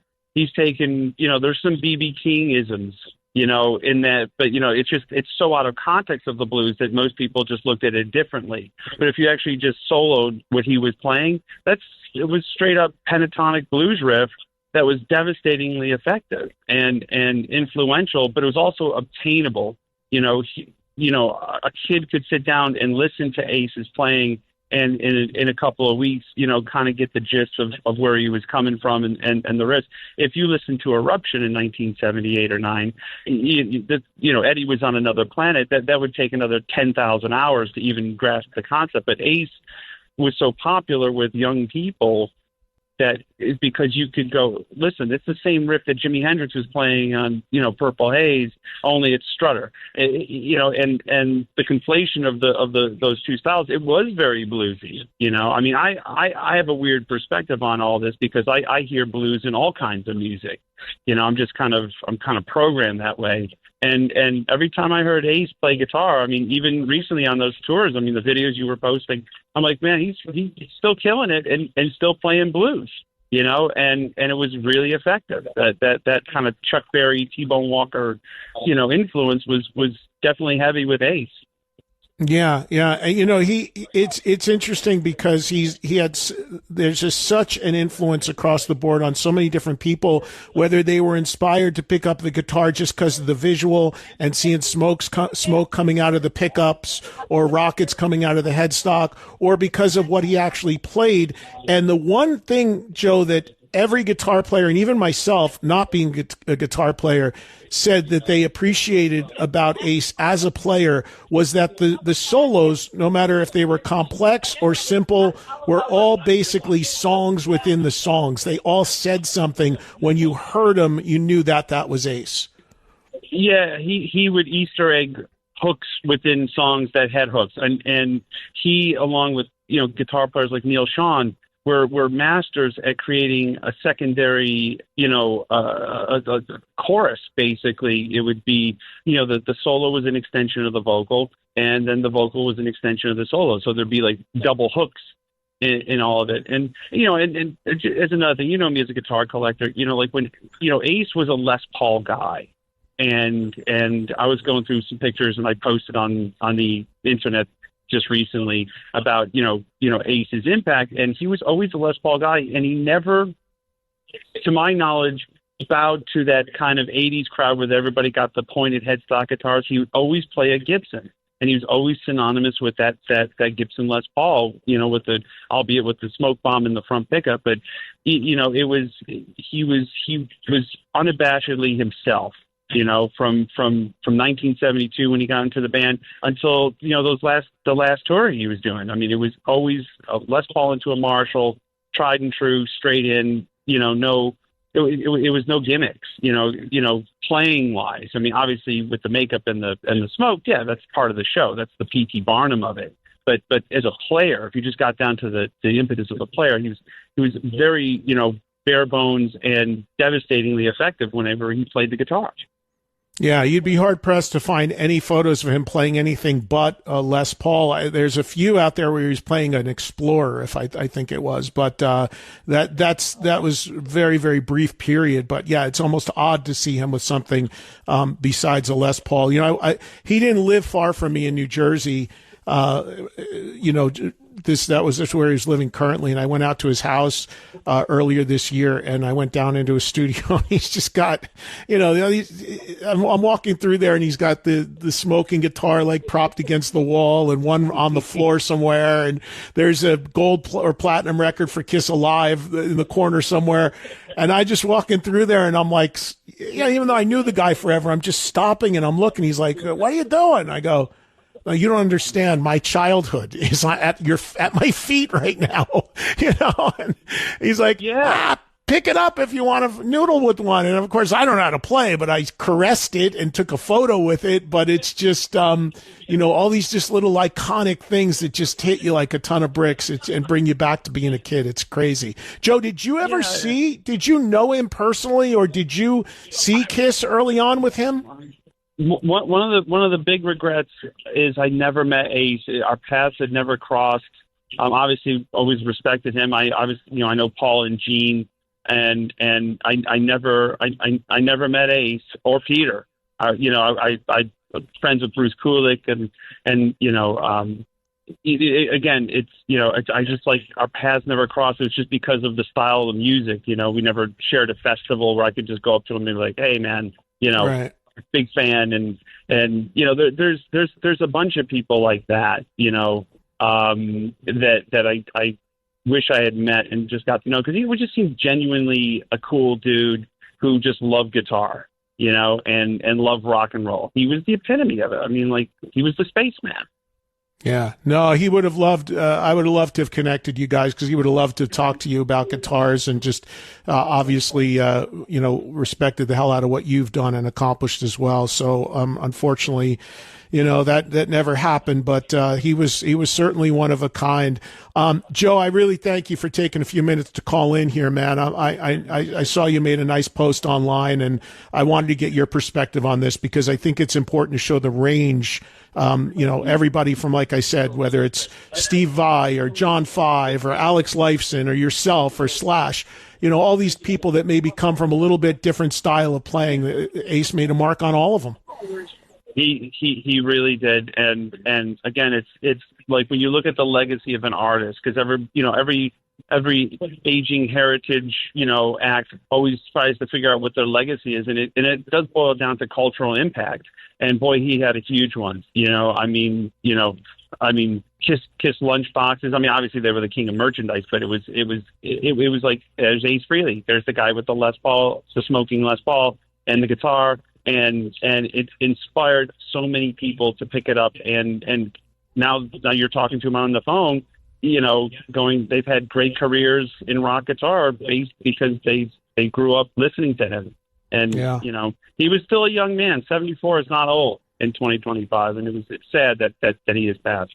No, it's true. That's very true. And the youngest member of the original four, actually. And sadly, he's the first to go. But yeah, well, he lived the life, man. He lived it to the fullest, and he made music right till the very end. He was working on a record at the time of his death. He toured every weekend till the time of his death. I mean, the other thing that's interesting about Ace is many people called him, the kind of fuck up of Kiss or what have you, but he is by far the most prolific member in terms of creating music and playing consistently. The guy put out a record every couple of years right till the end. So that's pretty remarkable. Yeah, and his solo work, I mean, going back with Anton Fig playing on Frehley's Comet, and all those records were great. They were great rock and roll records, and he never lost the love, which is rare. these days. You see a lot of people mailing it in, but he definitely didn't. He never lost the love of it. It was always a new adventure.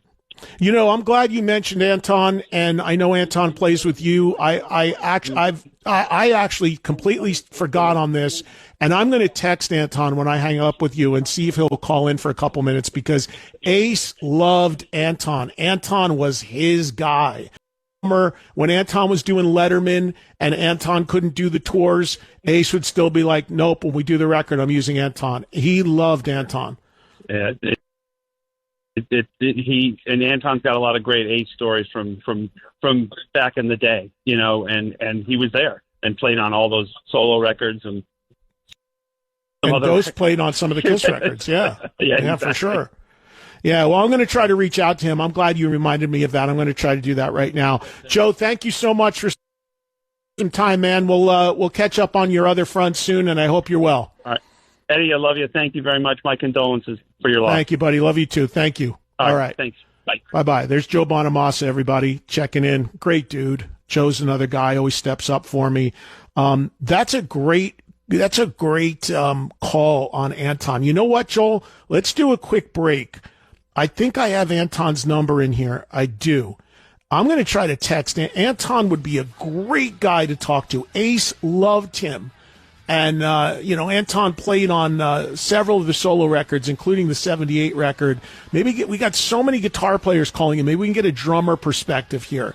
I'll see if I can make that happen. Neck and neck with Paul Stanley's personally, but it is just an incredible record that really changed Ace in a lot of ways, because it also gave him a lot of confidence that he could front a band and be a lead singer and do his own thing.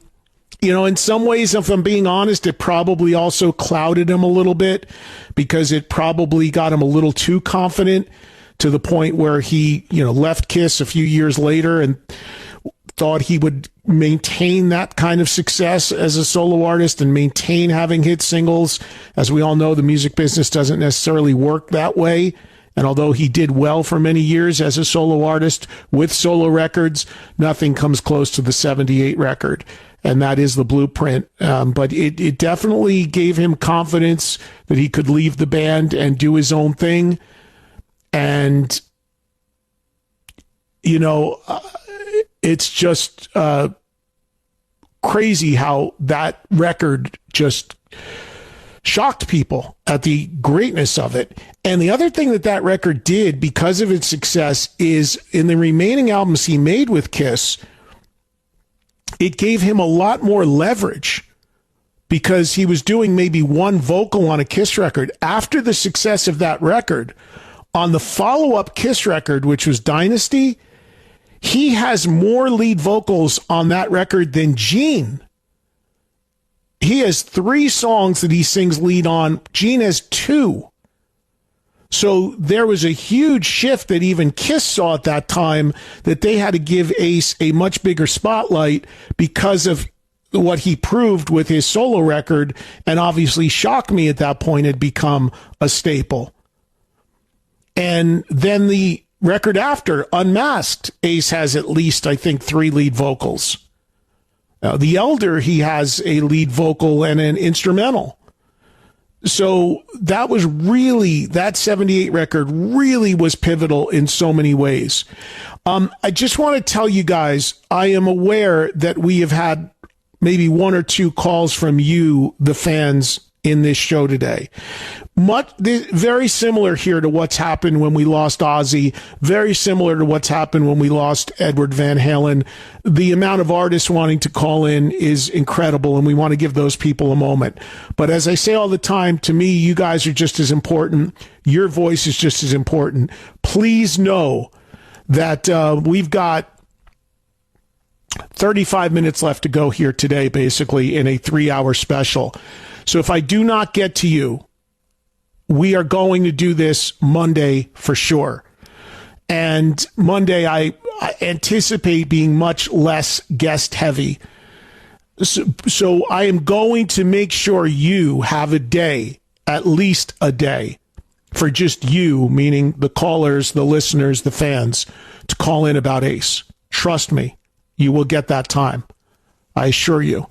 It's just, when things happen like this right off the gate, it's obviously a lot of intensity of people wanting to call in and say what they want to say.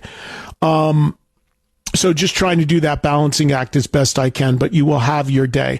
I texted Anton, not sure if he'll get back. Gary Sharon texted me. We have not had a singer talk about the influence that Ace had on them. And Gary has posted a lot about Ace since he died and how much Ace meant to him. Gary may call Steve Brown, who produced Ace's final studio record of original material, which of course is 10,000 Volts, very well received record last year. Steve wanted to come on. He has a gig somewhere, so I don't know if he's going to get in before we wrap up. So we'll see what happens with our remaining half an hour or so here. In the meantime, we will go back to you on the phones and get some more of your thoughts as, letting the fans get involved here today. Here's TJ in West Virginia. Been waiting a very long time. TJ, thank you. You're on the air. Hey, Eddie. How you doing? Buddy, I started out the show very rough and it was very hard, but now talking to people and remembering Ace is getting my mind off of what's really happened. And, I'm doing good because we're talking about all these great memories. So I'm okay right now. Thank you.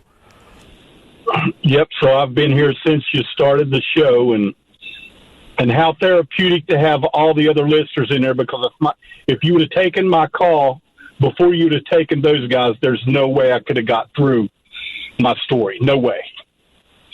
So that's awesome. But long-time Ace fan since the 70s.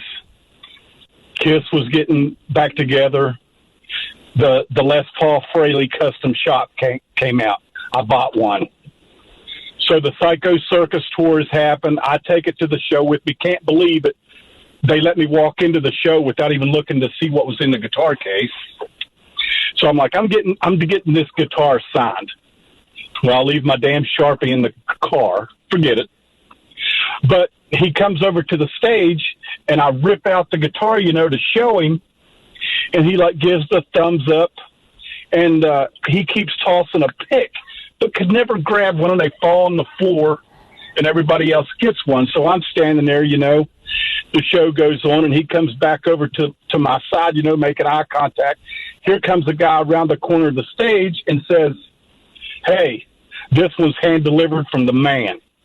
And he's standing there, and he's looking at me and gives me thumbs up when he gives me the pick, and I'm like, no way. But it just seemed like, that was the guy, and fans were very important. And that's all I got. Well, no, if I may, you was talking to the guitar players about songs. To me, the first Kiss album it sets him apart from all. You go from Deuce, that is a solo that's nothing but attitude, and then you go to the hooks with Strutter and Firehouse, and then to me, a solo that stands out today being a guitar player with Nothing But Feel is Got to Choose. Mm-hmm. And I think that solo stands the time with anybody when you go with Feel. But hey, I appreciate the call, Eddie, and sorry for your loss, and sorry for all the Ace fans around the world, man. We loved him. TJ, thank you very much, man. You hang in there too, buddy. Great story. Great story about Ace with the connection to the fans and his guitars and all of that stuff. I mean, so many unbelievable solos when you think about it, and him bringing up that first album. I mean, I don't think when people talk about the great debut albums of all time, I don't think the first Kiss album gets talked about enough, because it really is that great song for song. People, some give it hits because of the production. They don't think the production is good enough. To me, it's fine. I mean, it's, all those things, they are what they are in those moments, and you live with them and you learn to love them like that. So I've always been like that with those recordings. But yeah, song for song. And Deuce was a favorite. Even though Ace did not write that song, Deuce was always one of Ace's favorite songs to play. And he used to always tell me one of the reasons for that is not only because he loved the song and all of his soloing at the end, but he also loved Deuce because that was the song he auditioned to for Kiss. You know, he was the last one in of the original 4. And there's a very legendary story that he stumbled into the rehearsal and the 3 of them were there. And I think Bob Kulick may have been in there before him, and he just kind of went up and plugged in his Les Paul into the Marshall. He, you know, very famously was wearing 2 different color sneakers, and everyone was like, "Who is this guy?" And then he started playing, and the others just realized this is it. This is the chemistry. This is the magic. This is the moment. And from there, the rest is history. So I had mentioned earlier that we have not had we've had many guitar players call in to the show, obviously, talking about the impact of Ace Frehley, including this guy's bandmate in his band Extreme, Nuno, who called in earlier. But we've not heard from a singer. And, you know, Ace's impact was across the board on so many. And now we are going to speak to a singer, and a great one at that. Joining us from Extreme is Gary Cherone. Hey, Gary, what's happening, buddy? How are you today?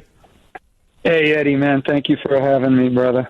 Yeah, man. I wanted you to get in here because, you know, in this haze of the last 24 hours, and I've not seen everybody's posts, but you put some really nice things out there about the impact of Kiss and Ace, and we've not had a lead vocalist perspective in all of this. So, you know, I wanted to get your thoughts and let you have a few minutes to talk about what Ace and Kiss meant to you. Of course, for those that don't know, and I forgot to mention this to Nuno, he was on earlier, Extreme was on the official Kiss tribute, right? That's right, yeah. What did you do again? What song did you do? I forget. We did Strutter. Strutter, that's right. A quick note on that. It was funny. Gene called us up and wanted us to be a part of it, and I remember getting on the phone with him, and he wanted to have us do cover "A World Without Heroes," which is a great song, you know, ballad off the Elder. And I begged Gene. I said, Gene, we cannot be this is when that record come out, 93 or 94? Around there, yeah. Yeah. And I begged Gene, I said, we can't be the ballad band on a Kiss record. I go, you'll kill us. So, right, because you're already the More Than Words band, and they wanted you to go the ballad, right? Yeah, it was already a blessing and a curse that we had success with that. But he asked, and we suggested a few songs like Dr. Love, and Strutter came up, and I Stole Your Love, and he dug the thought of us doing Strutter, so we put our Extreme stamp on that. So that was always fun. You know? What did Ace mean to you, Gary? I mean, did you know him, or is it just from a fan perspective, just from a Kiss perspective, the guitar solos, all of that? I mean, what's your feeling? Yeah, well, first, you know, when I got the news that it was leaking out yesterday, believe it or not, Ed, you were the first one I was thinking of. I reached out to you. Yeah, you did. Thank you. I knew how close you were. I was fortunate enough to meet him as a fan in the early maybe 89. I think Extreme was on our first tour, and we played the Cat Club in New York, and he came in. He was feeling good. Let's just say that. Yeah. And we, you know, met him. We took a picture, and then recently we did the cruise. I think it was last year, and he was a lot sharper. Yeah. And you know, got to say hello. So I was more of an acquaintance.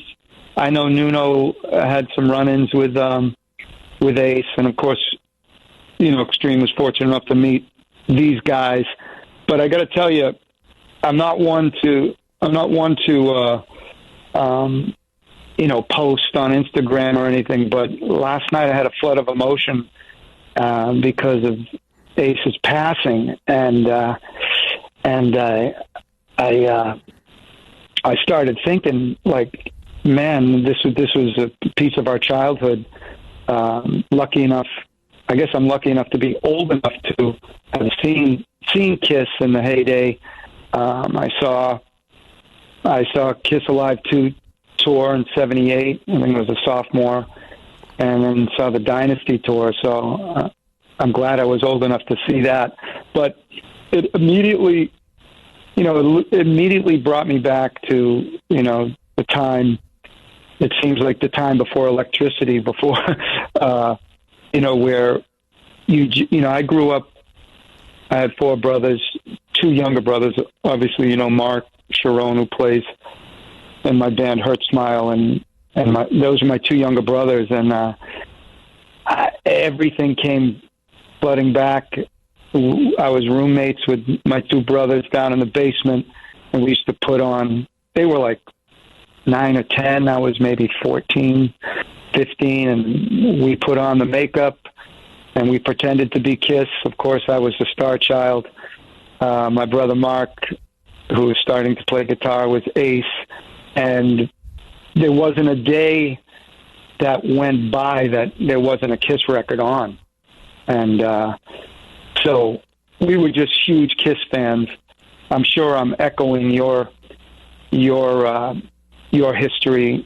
I don't know when you discovered Kiss, but mid-'70s for me, and again, it was long, it was way before MTV, and all you had was Circus Magazine, and you had the Kiss album covers, and I was that kid, like it seems like millions of kids, it was on every book in high school. I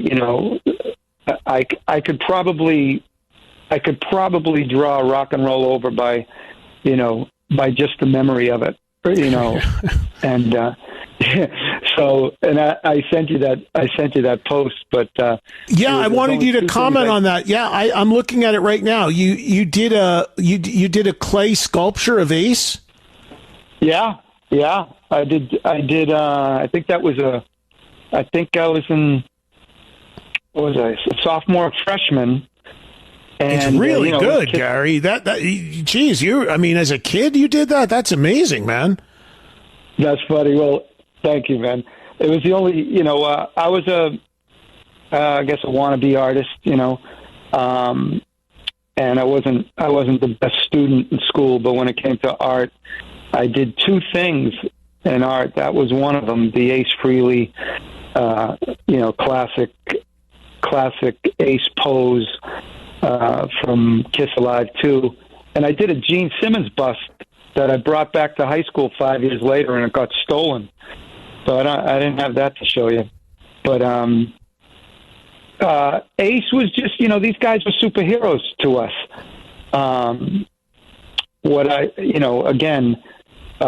An aspiring singer in junior high and high school. Those records meant so much. When I think of Ace, I think of his the harmony solos that he did, that you could sing. You could sing every solo. He wasn't a shredder, but he was pre Eddie Van Halen. So every kid that grew up in that era, Ace influenced them. It's just without a doubt. I'm sure Nuno echoed that. He did. You know what's interesting though, Gary? You mentioned Eddie Van Halen. Of course, you were in Van Halen. This blew my mind recently. There's always these videos that show up on YouTube, old stuff you never saw. These leaked videos. And there's a live video I saw the other day of Ace playing like in 1974, 75, and he is doing the tapping on the guitar neck. Wow. And I sent it to all my guitar playing friends, and they're like, "Oh yeah, he did that. He actually did that." Now Eddie might have been doing it in the clubs around that time, but as far as on a big established band, not to the degree and where Eddie took it, but he was playing on the neck like that. Ace was. That's interesting. Who did you mention that to Nuno? No, I mean, Nuno was on a plane, so we only had a few minutes with them, but we didn't get that into it. But he, that was crazy. Ed has always said, he wasn't the first to tap. Right. So it was there, of course, Ed took it to a bionic level. Totally. But I wouldn't be surprised.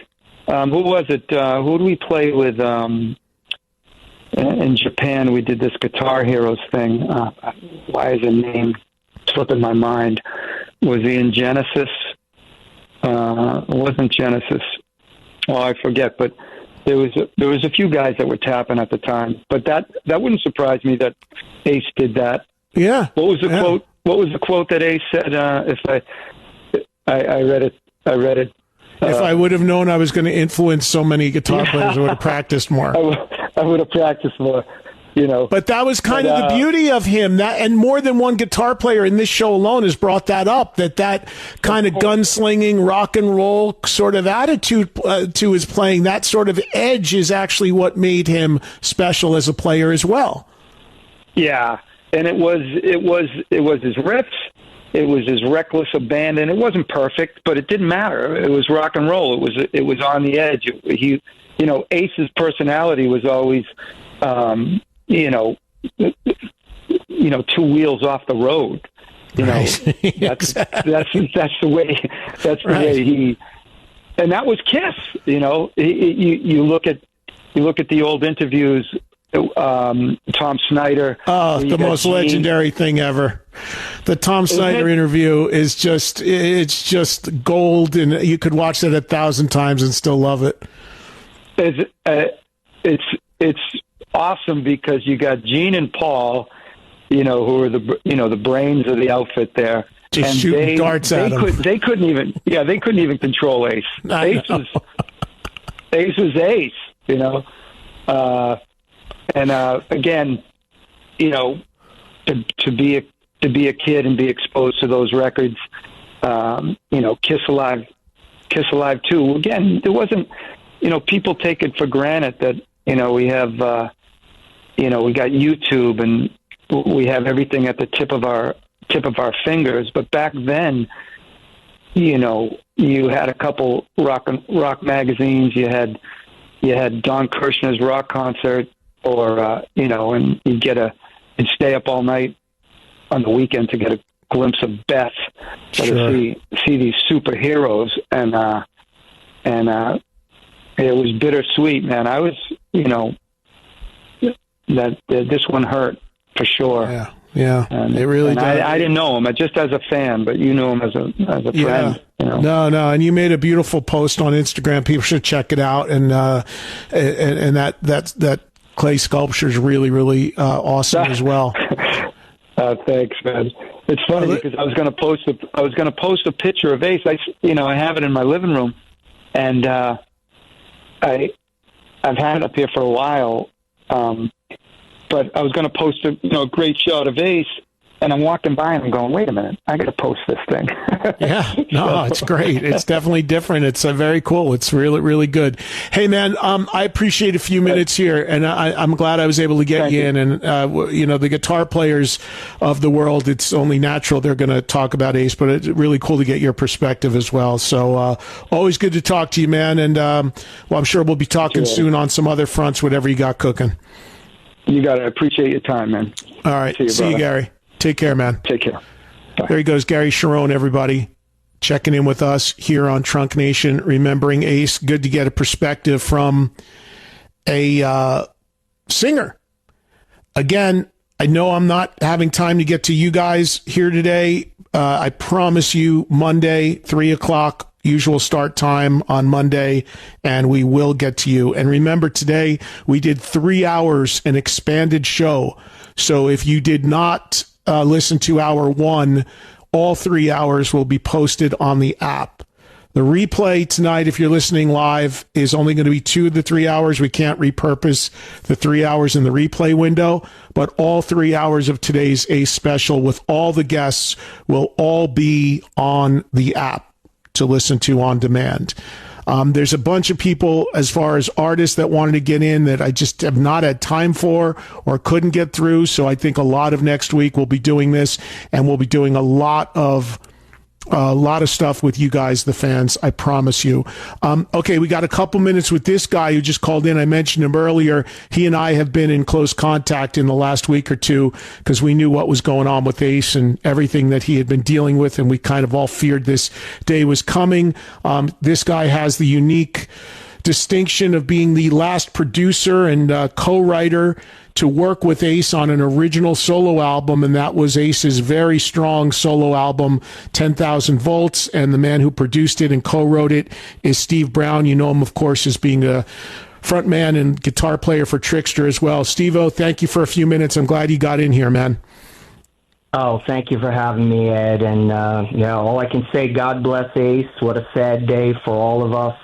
My condolences to you and everybody in the rock world. We lost another one of our heroes, and for a lot of us, like you and me, we lost a very, very dear friend. Yeah, Steve, for you, I mean, I talked about how surreal it was for me a long time ago, and I'm older than you, but I talked about how crazy it was for me to be a 22-year-old kid signing Ace a few years after seeing my first concert, which was Kiss at the Garden on the Alive 2 tour.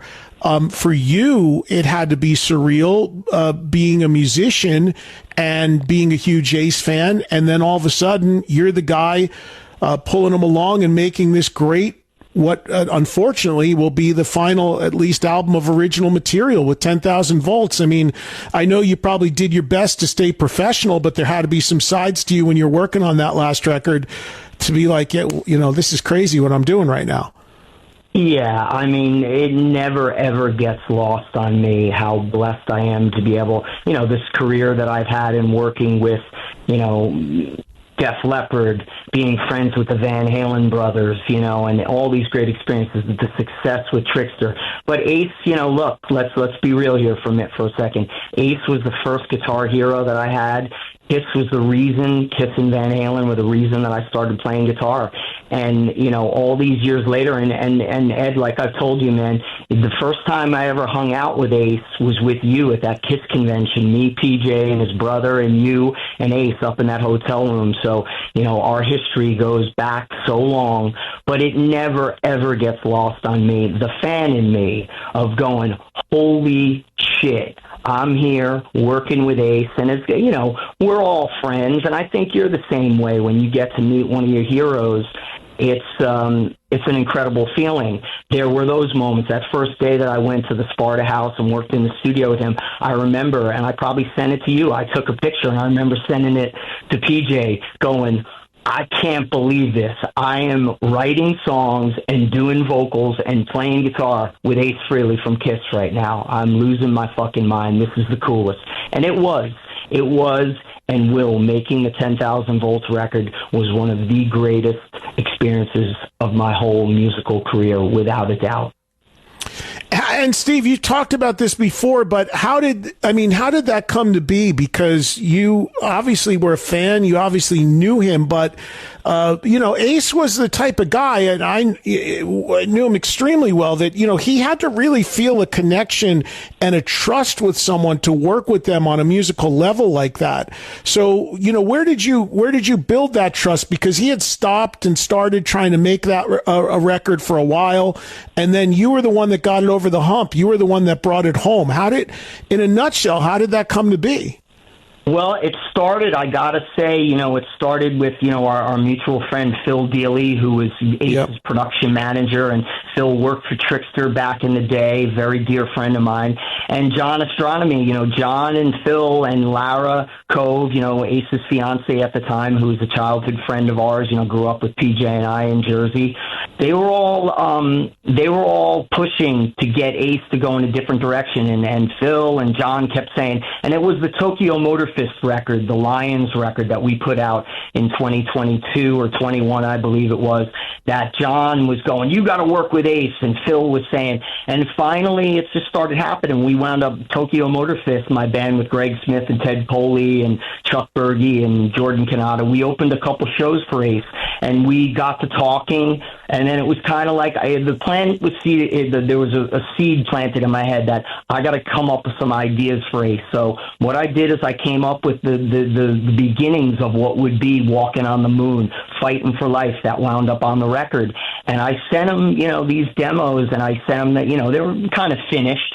They're really not demos, but they sounded pretty great. I was excited about it. And I've said this numerous times. My whole goal with the record was to make a record for all of us Ace fans and Kiss fans, something that people would love. And what I said, I want to hear this from Ace. And that's what I did. And I sent him a couple ideas, and lo and behold, a couple months later, I'll never forget it. I was taking a shower, and my phone rings, and I look, and I see Paul Frehley. I go, holy shit, he's finally calling. And he said to me, he goes, Steve, I love this idea. It was the Walking on the Moon idea. And he goes, I got a lot of ideas with this. When can you come over? 4 days later, I'm at his house in Sparta. We're down in the studio. We start working. We start immediately writing lyrics, working on melodies. And the connection was immediate, that he was so excited, and he knew this was really good. And a great story about Ace, and how how he likes to capture lightning in a bottle, if you will, like working very quickly. We were in the studio, and we'd finished writing the lyrics for the song for Walking on the Moon. And I go, Ace, do you want me to put like a guide vocal down so you can practice? And he looked at me without missing a beat, and he goes, I don't practice. Let me get up on the mic and get going on this. And I swear to God, Ed, and everybody listening, within 2 hours, we had, I'm going to say, most of what the final vocals are for Walking on the Moon that first day we worked together. And it was just incredible. And Ace, when he can hear himself, when he heard himself in the studio, he had great pitch, he had great timing, and what we did was a great day. And a couple days later, I went home, I compiled everything together, made a mix, sent it to him. He's like, this is great. We sent it off to the label, Scott Giddens, Steve Seaberry at Monarch, and everybody just was like, this is fantastic. We want more of this. And that started, what would become 10,000 Volts. And again, one of the greatest experiences of my life, working with one of my heroes and my friend. Listen, buddy, I'm short on time. I got to wrap it up. I'm glad you got in here. And look, man, you have an incredible distinction here. As I know Ace was working on another record as an Origins covers record there, and I don't know what will become of that or how much he had done. And I know you weren't doing that one. But as far as original material and the final album of original material, that's you. And and it's not just the final album. It's a damn good one, so you got to be really proud of that. So proud of it. And I said that to Ace when we were done with it. I said, listen, man, if we never make another record again, we were both so proud of it. And there was more to go. I had sent him a bunch of ideas that was going to become the next original record, because that was the plan. I wasn't going to be working on the Origins 3, cover songs. That was not my thing. Alex was taking over with that, Alex Saltzman again. And then we were going to start working on what would be the follow-up to 10,000 Volts. Sadly, that's not the case. Most importantly, Ace Frehley, a great guy, huge heart. He loved you. We had so much fun, and I'm truly going to miss my friend, and I wish that we weren't talking about this now. But the music, his legend, his laugh, and him just being all the great stories that we have, he will be greatly missed, but we'll always remember the great times we had with him. So I love you, Ace. God bless. Tell Eddie Van Halen I said hi. Buddy, couldn't end it better than that. Thank you so much, Steve. Appreciate it. There's Steve Brown, everybody. There's a show. There's 3 hours, which just blew right by.